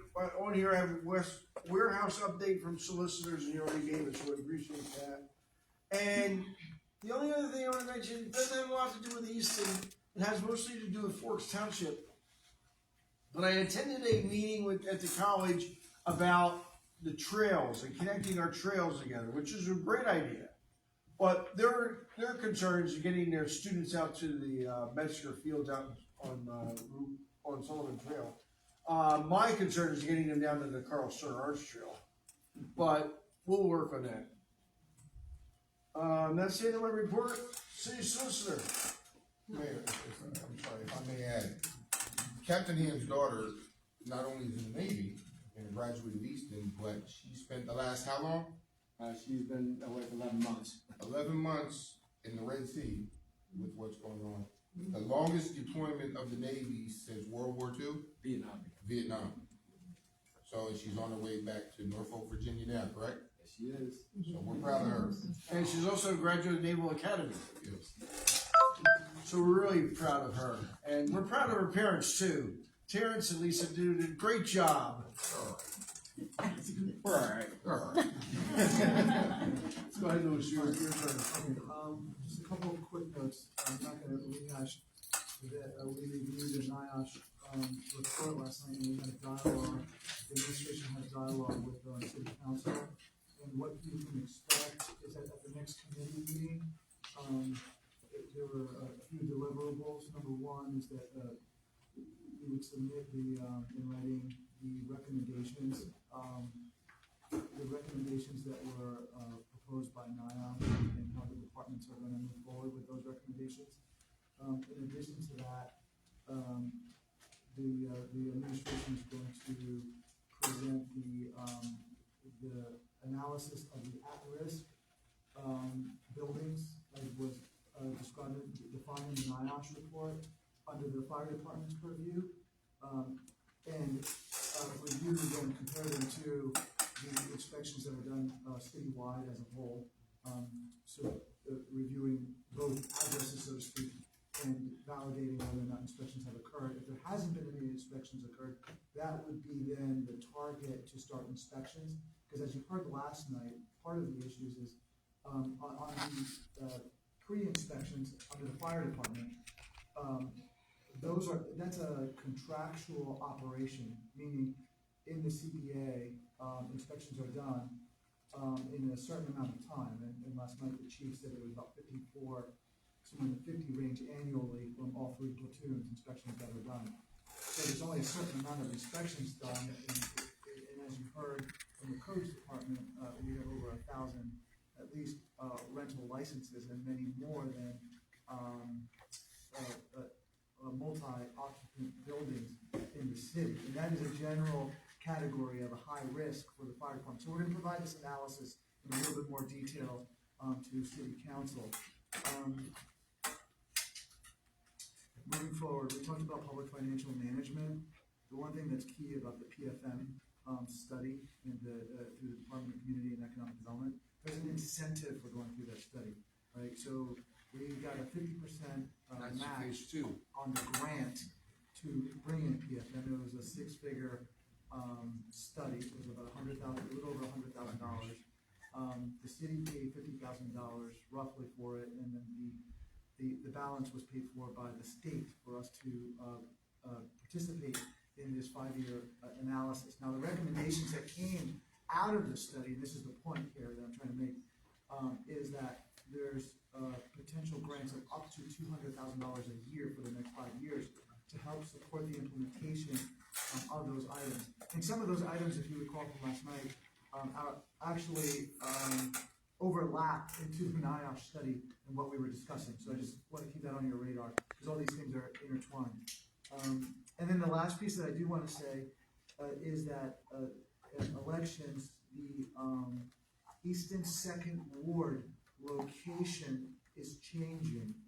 It's not going to be on Spring Garden. I believe it was Trinity. It wasn't at the Trinity Church. It's now going to be at City Hall. So I just want to make that public. If the press is here, make sure they note that. We'll put that on our social media, etc. Where exactly? It's going to be in. I've been talking to the mayor. Not sure if we're going to have it in the lobby or in council chambers.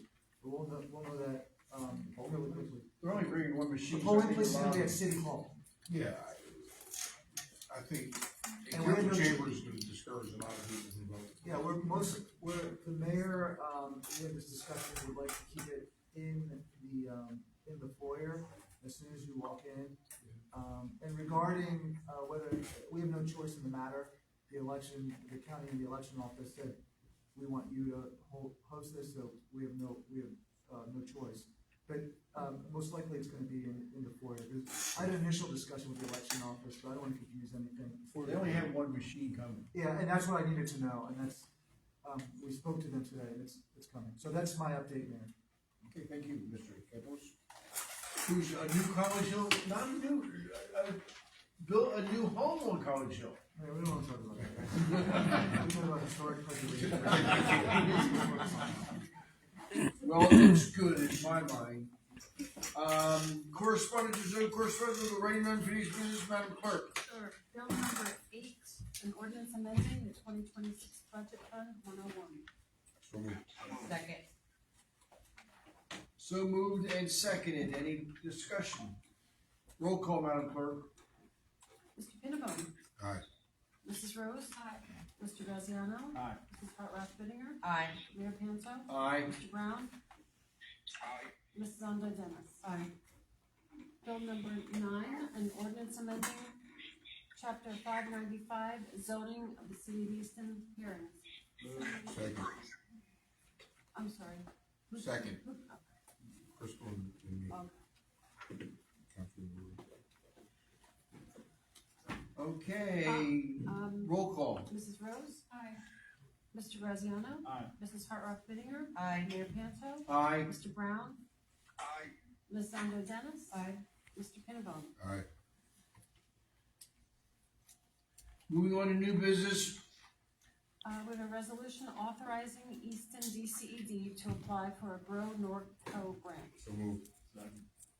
Moved in second in discussion. Roll call.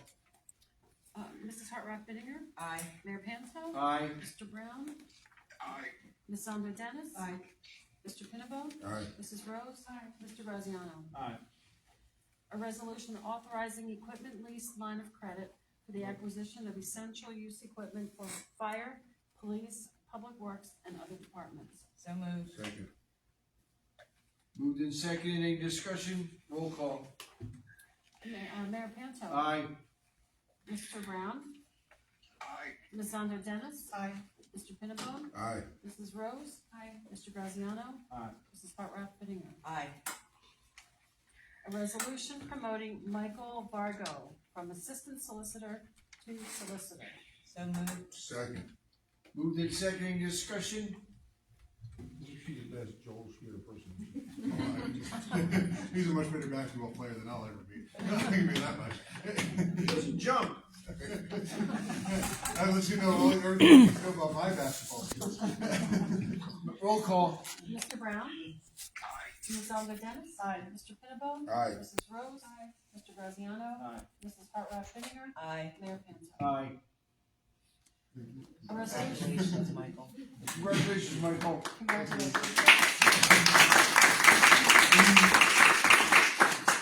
A resolution authorizing Easton DCED to apply for the Pennsylvania DCED Watershed Restoration and Protection Program. Second. Moved in second in discussion. Roll call, Madam Clerk. Ms. Zondo Dennis? Aye. Mr. Pinnabone? Aye. Mrs. Rose? Aye. Mr. Graziano? Aye. Mrs. Hartroff Bittinger? Aye. Mayor Panto? Aye. Mr. Brown? A resolution authorizing contracts with FER and the Center for Animal Welfare, Health and Welfare to provide trap, neuter, return services for feral cats. So moved. Second. Can we have Mr. Luzinecki make a report? No. He's our feral cat guy. Finance and feral cats. I'm not quite sure how. Both F's. That's where I am. Roll call. Mr. Pinnabone? Aye. Mrs. Rose? Aye. Mr. Graziano? Aye. Mrs. Hartroff Bittinger? Aye. Mayor Panto? Aye. Mr. Brown? Aye. Ms. Zondo Dennis? Aye. Resolution, well, we didn't officially pull this off, or table this. Well, we have to introduce it for. Resolution supporting the repositioning of the Historic District Commission as the initial review body for applications subject to HDC consideration. So moved. Motion table. But don't we need to get into discussion? Oh, we could do that. Okay. You could also table it right away. Well, I'll, Do I have a second? Second. Mayor, I'd like to make a motion to table letter F for 2 weeks for the administration to review and come back for a vote. Okay, it's time sensitive, 2 weeks. So our next Tuesday meeting, we'll talk about it, Wednesday meeting, we'll go on it. A resolution. Hold on. Gotta vote it. Gotta vote. Well, did I get a second? I'll second. Yeah. I second. You did? How did I miss that? I'm not Frank. She did it quick. Somebody's talking over. We're voting on the table. Voting to table. Voting to table. Mr. Pinnabone? Aye. Mrs. Rose? Aye. Mr. Graziano? Aye. Mrs. Hartroff Bittinger? Aye. Mayor Panto? Aye. Mr. Brown? Aye. Ms. Zondo Dennis? No.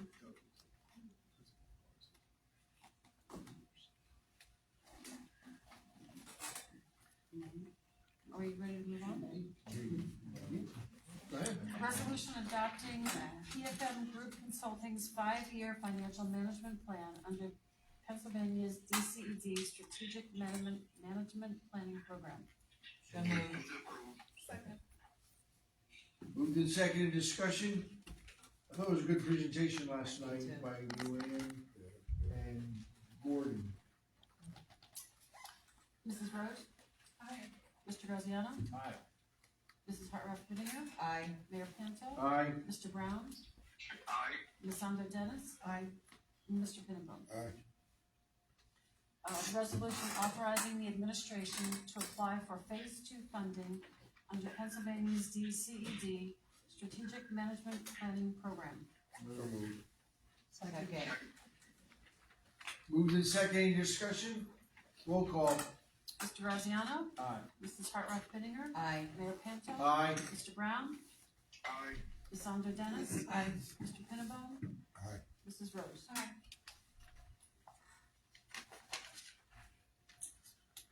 A resolution approving an agreement between Sweetie Mommy LLC and the City of Easton. So moved. Second. Moved in second, any discussion? Just because we have so many people here, let you know, the city council made a decision under the budget. Both of our facilities, A side and Hile, need a lot of work, probably combined about $5 million worth of renovations, which will cause Hile Pool to be closed for the next, at least one season, but preferably two. Because we don't think the grant money that we were applying for will be available till next year, so we won't be able to do construction till next year. We'll use 27 to apply for the money and 28 to spend the money. Mayor Panto? Aye. Mr. Brown? Aye. Ms. Sandra Dennis? Aye. Mr. Pinnabone? Aye. Mrs. Rose? Aye. Mr. Graziano? Aye. Mrs. Hartranft Benninger? Aye. A resolution authorizing the sale of surplus fire apparatus, 2009 KME ladder truck. I'd like to address this resolution. I'd like to put a 4 amount on this. I'm tired of giving away equipment that's worth $50,000 and put $20,000. It's public money that purchased it. It should be a 4, and I would leave it up to the mechanics to tell us what that 4 is, but we give away, our sale price is cheap. Mayor, we have a range, it could be anywhere between 50,000 and like 150,000, so we don't, it's not really like a, well, you were in the ballpark. I'll put the 4 at $50,000 in. Okay. Our KME ladder truck is our, well, Terrence Captain Hand can address it even better, but the main beam is rotted and it's not covered by warranty. And we've had nothing but trouble with KME to begin with. But we inherited that truck, when we bought that truck in 2009, and for a volunteer company that's a rural company, they're gonna save $1 million because the new ladder truck, we just bought one for $1.7 million. That's a lot of money. Now, Mayor, if we don't sell it. We'll come back here. Okay. We'll come All back. right, fair enough. Okay, that makes sense. Roll call. Ms. Sandra Dennis? Aye. Mr. Pinnabone? Aye. Mrs. Rose? Aye. Mr. Graziano? Aye. Mrs. Hartranft Benninger? Aye. Mayor Panto? Aye. Mr. Brown?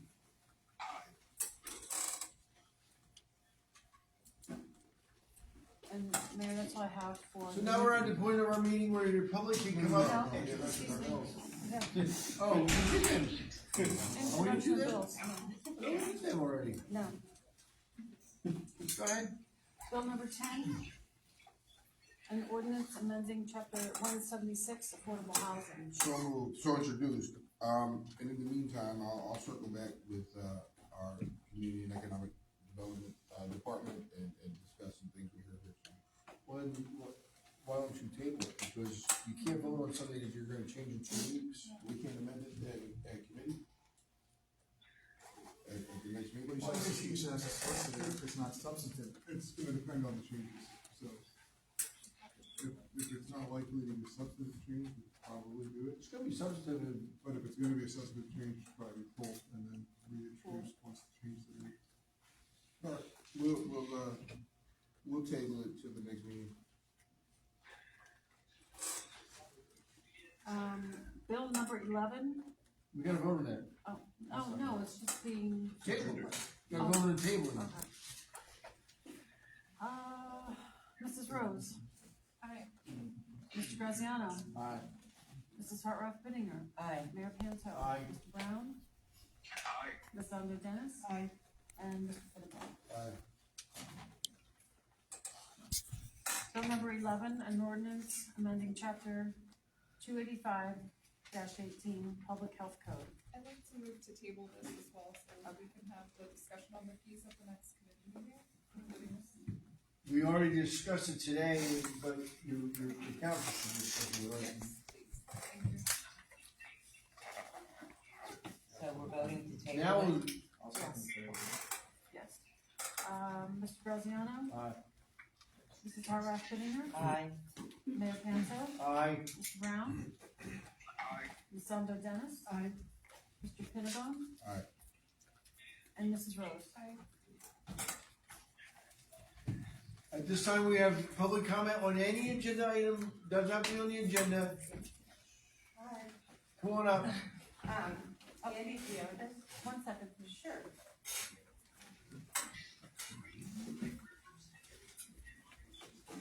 And I'm sorry, what was your name again? Andy Fionas, 40 North 3rd.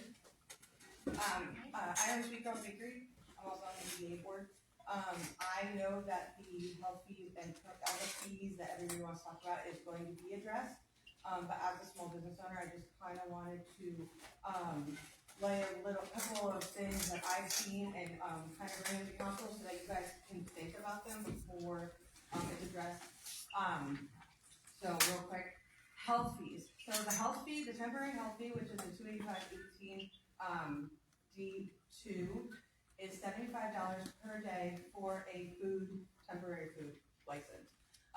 Just to preface it with, it did go up 66.7% from last year to this year. Of course, increase is inevitable, so we understand that. We think it was a great hike. But besides that, I do want you guys to maybe possibly think of some kind of like tiering program. So when you sign up for any festival in the city of Easton, you have to sign up as a package or a prepared food vendor. Prepared food is anything you're preparing on site. You come up, you get a hot sandwich. It's open, there's nothing enclosed. It's also, if anything is packaged and has to be cut at a certain temperature, that's a prepared food. Packaged food, I'll use myself as an example. I vend at the Easton football home games, and I make these little cake cups in the bakery. Under my health license in the bakery, I label them with ingredients per the Department of Ag, and then I go to the stadium and sell them to the kids at a low cost so they can afford them. That's a packaged good. Right now, and to use myself as an example for prepared, at Bacon Fest and Garlic Fest, I deep fry cupcakes. So I have cupcakes out in the open, I have a fryer, the health inspector has to come and check, do you have all the necessary gloves and, encasings and all of that? Is everything up to 10? But then, on the other side, I have packaged. So right now, I pay $75, whether I'm deep frying cupcakes or I'm packaging goods in my facility that I pay for my health license and just bringing them to the stadium. Per the health inspector, if you are a packaged good and he comes to visit you, he only needs to make sure you need hand sanitizer. On prepared, you need a hand washing station, you need gloves, you need also sanitizer. There are a lot more other things that are components. So I just kind of was hoping that council could maybe take into consideration some kind of tiering program because it's already kind of known. And also, on the city website, if you go to the health department's website at the bottom, it's known in the Commonwealth of Pennsylvania that the Department of Ag gets outsourced. The city can override it, of course, yes. On the health website at the bottom, it does say that the city of Easton does follow the Department of Agriculture's Chapter 46. Under Chapter 46, it does state that a packaged good facility does not need a temporary health license. Is that reality? No. I understand that the health inspector still has a job to do. However, Department of Ag says we don't need one. And they also say that we are covered under the Food Safety Act. Food Safety Act says that if you package something under your health license in your facility, you can sell it anywhere as long as it has the ingredients and it doesn't need to be kept up to temperature. So that's one end of it, health fees. If you guys can kind of just take it into consideration, my health fees have tripled. And the things like the games, they're just nostalgic for me because I'm a rover and I like to go. But paying city fees, at that much of an increase is a lot. Let me just explain that the fee that you're paying isn't for the health officer.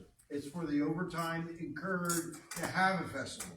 We wanna at least make the amount of money we're paying, which the more festivals we have, the bigger they get, the more we create garbage, we create, work for the public works department, and that's really why they're there. It's not there for the health officer. Okay, and I completely understand that. I'm just hoping, I know that there has to be a fee, Mayor, and I totally understand that. I'm hoping for just some kind of, in a fairness, hey, we're selling burgers and frying stuff, and I pay that $75 a day. I understand that. But when I'm doing something for the community and maybe packing something and it's not as much, just some kind of difference.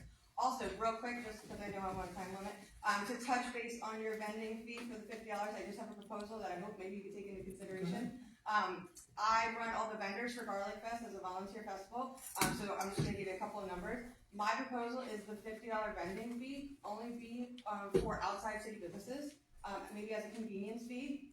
As city businesses are ready, we bring people to the area, people come to see us. All these people that just wanna come in because our festivals are so great and so grand, they wanna be here. So I feel like as a convenience fee for them to come into our city, and then maybe we put, whatever the fee may be, maybe they cover that cost. And just to give you a couple of pieces of numbers, last year at Garlic Fest you had 99 vendors that were not from Easton, and you only had 52 that were from the city. So you see, as much as we love all of our city vendors, and there are a lot of us that love to vend, there are a lot of people outside of the city that want to vend here. And I think that maybe pushing a little bit fees more towards them as this kind of convenience, not that the city businesses shouldn't pay anything, but That's a good point. we do No, a it's lot a good here. point. We do a lot I'm all here for that. anyway. I'm all for that. So it's just something we're gonna Also, let me thank you for entertaining the governor when he was in town. Oh, yeah, Really no problem. appreciate that. Yeah, no problem. You really spent a lot of time. He loved your shop. Oh yeah, he's a great guy. So anyway, so thank you for listening. I don't want to be pain in the neck, but at the end of the day, it just comes down to a fairness. We're trying to set up the tiers for in this church, they sponsored a Troop 3 Boy Scouts. And they sell water for $1. Yeah. I mean, it's not a big deal. If they make $50 that day, it's a lot of money. Right. That's what we're trying to do. To have them avoid that. And I get that because Easton basketball and Boy Scouts do those types of facility, those fundraising things too, and they had to buy health fees last year. And the girl selling packaged honey that she packages in her cottage bakery, I feel like shouldn't pay $75 when you have all these big businesses frying up burgers and everything, and they're paying $75. So there's some kind of prepared packaged non-profit. I don't know. I just feel like it needs to be more fair. So that's what we're gonna look at. I know it's going to be on the agenda, but I figured I'd give you a couple numbers just to kind of think about it. So Good point. And one of the vendors at the Garlic Fest last year ruined our streets with all the oil. So I know it wasn't you. I knew the mayor was going to charge us the festival. After the Garlic Fest, we spent an extra day of overtime just to do the cleanup. It was bad. I know. I'm just in Not charge you. of the vendors. I did talk to everybody. They all paid a fee. I know I gave all the information to the rest of the organizers, and I was told that some cleanup was happening. So I apologize on behalf of them. I have a question for the solicitor. Could we charge people outside of Easton more than people in Easton? I'll have to look at that. That strikes me as a common clause. It might even rise to a constitutional issue, but I will. The PA state constitution has the uniformity clause, which might. Yeah, you can't discriminate necessarily against. Yeah, I'll look at it. Thank you. Could be. I would also I don't mind just directing something towards the solicitor also. It also goes with the whole package thing under the Food Safety Act. Yeah, take it. So, the Food Safety Act, so if you follow, the Easton Health Department's website, at the bottom, chapter 46, Department of Ag, it'll take you there. Thank you. Thank you.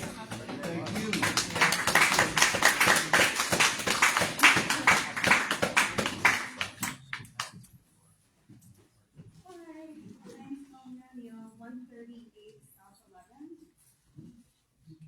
Congratulations.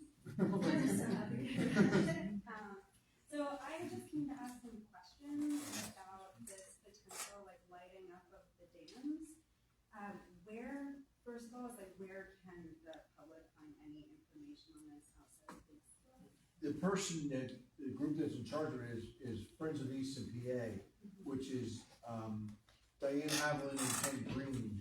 I pulled their 990, there's 4 people listed on it, but like, is there information on the project somewhere? You'd have to ask them, I don't know.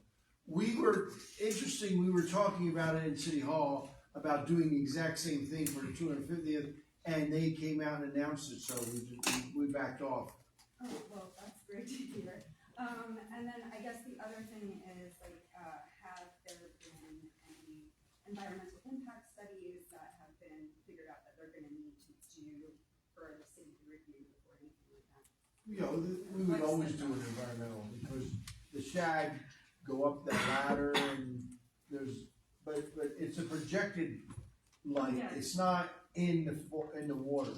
Right, and it's LEDs. Yeah. Right.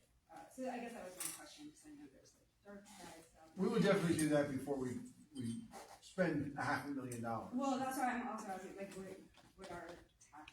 No, they're raising the money. I'm not, they are. So then, like, where can we find out this information? You'd have to ask them. Ask them. Okay. They had their masquerade ball last Saturday. Mayor, I have a question to Colleen's question. So I don't know about it either, obviously it didn't come to council, but reading online in the newspapers, it talks about public works, maintaining and doing, so that seems like it's gonna be a cost to us. Can we, at some point before this moves forward? Oh, they have to get our permission, because it is a city, the city owns that dam. What does the approval process look for something like that? Like, where would they have to go? Does it start at council? It's just, you go to council. Are they planning on doing that before they do the fundraising? I'll ask her, I don't know. I would hate to see, you know, if them do all the fundraising and then it comes before whomever, whether it's us or other companies, and then to be told no after that. Like a 1,000 environmental study. I'll check, Colleen. Thank you, I appreciate that. Good luck. Dominic Travasi, 40 South Fifth Street. I just want to echo that, and before any lights go in place, I would just suggest that the council listen to our sustainability coordinator and the EAC before they do anything like that, because I know that lights like this can have an impact on like the local ecosystem and the fish. So please listen to these bodies before anything goes into place. That's it. Well noted. Eric Chamas, 1233 Bushkill Street. I'm sorry, Eric Chamas, 1233 Bushkill Street. I'd like to share some thoughts and ask a few questions regarding the Falls Illumination Project at Scott Park. The project will alter public land, commit public resources, and I know, and you've heard some of it tonight, you'll hear important feedback about the environmental impacts of artificial light at night, both on local wildlife and on our residents. However, and I share those concerns, but I'm actually interested in the long-term fiscal and operational precedents a project like this sets. So specifically, I'm looking for clarity on what is the anticipated annual electricity expense? What are the anticipated maintenance expenses? What is the value of city-donated labor and materials for the installation? Who is responsible? The city's not doing any work. That's being installed by a professional. From the article that I read, and because the only information out there, the article I read said that the city would be donating labor and materials in kind. They didn't ask for that. I checked as of yesterday, there was no correction to the article. They didn't ask for that. So then my other questions are, who's responsible for the replacement or removal of these fixtures at the end of their lifespan? And if there are government grants involved, which the article alluded to, what are the associated opportunity costs? What are we not funding that we could to light the waterfall? So I believe we all want to be mindful of the long-term commitments created when private projects are placed on public land. We've seen with previous lighting projects that maintenance can become significant ongoing expense. Public space is a vital part of Easton, and I believe that managing these spaces with an eye towards both fiscal agility and environmental stewardship serves everyone well. So I look forward to learning more about the project and an opportunity for further public dialogue before commitments are finalized. We will definitely have hearings on the lighting of the falls, but the city doesn't expect to spend any money the trees that are lit up downtown, that was done by them, the same thing. And we don't pay, when they need to be redone, they take care of them. From my understanding today regarding trees in the circle, our electricians spend a lot of time on repairs and things on those lights. Louis, can you give us over the last 2 years, how much the city has spent on our electricians working on those lights? I'll try, it's easier if it was overtime, but if it's during the day, it's not gonna amount to any kind of insight. Because they're there regardless, they pay the salary, but I'll look into it. Then I'll tell you whether or not we can determine something. Yeah, maybe just how many hours our guys are spending on these lights. We don't, I don't. No, we don't track it because it's not overtime. No, but we don't job cost. But I'll double check that. I'm pretty sure. We don't do time on task. Yeah, I'm pretty sure we do not, but I would have to check with the department head and dig into it a little bit more. Because it's not a requirement. I think there are some jobs, like for grants, where we have to be very specific on our time. But I can look into it and get back to you. Mayor, I think the public is expressing a concern, and there is a contradiction with the Dark Sky Initiative that the Environmental Advisory Committee is pursuing. So, these are interesting public questions, and perhaps we could have the Friends of Easton do a presentation to council, so we kind of hear more about their ideas. Sounds good. I'll invite them to, probably 4 weeks from now. Committee meeting.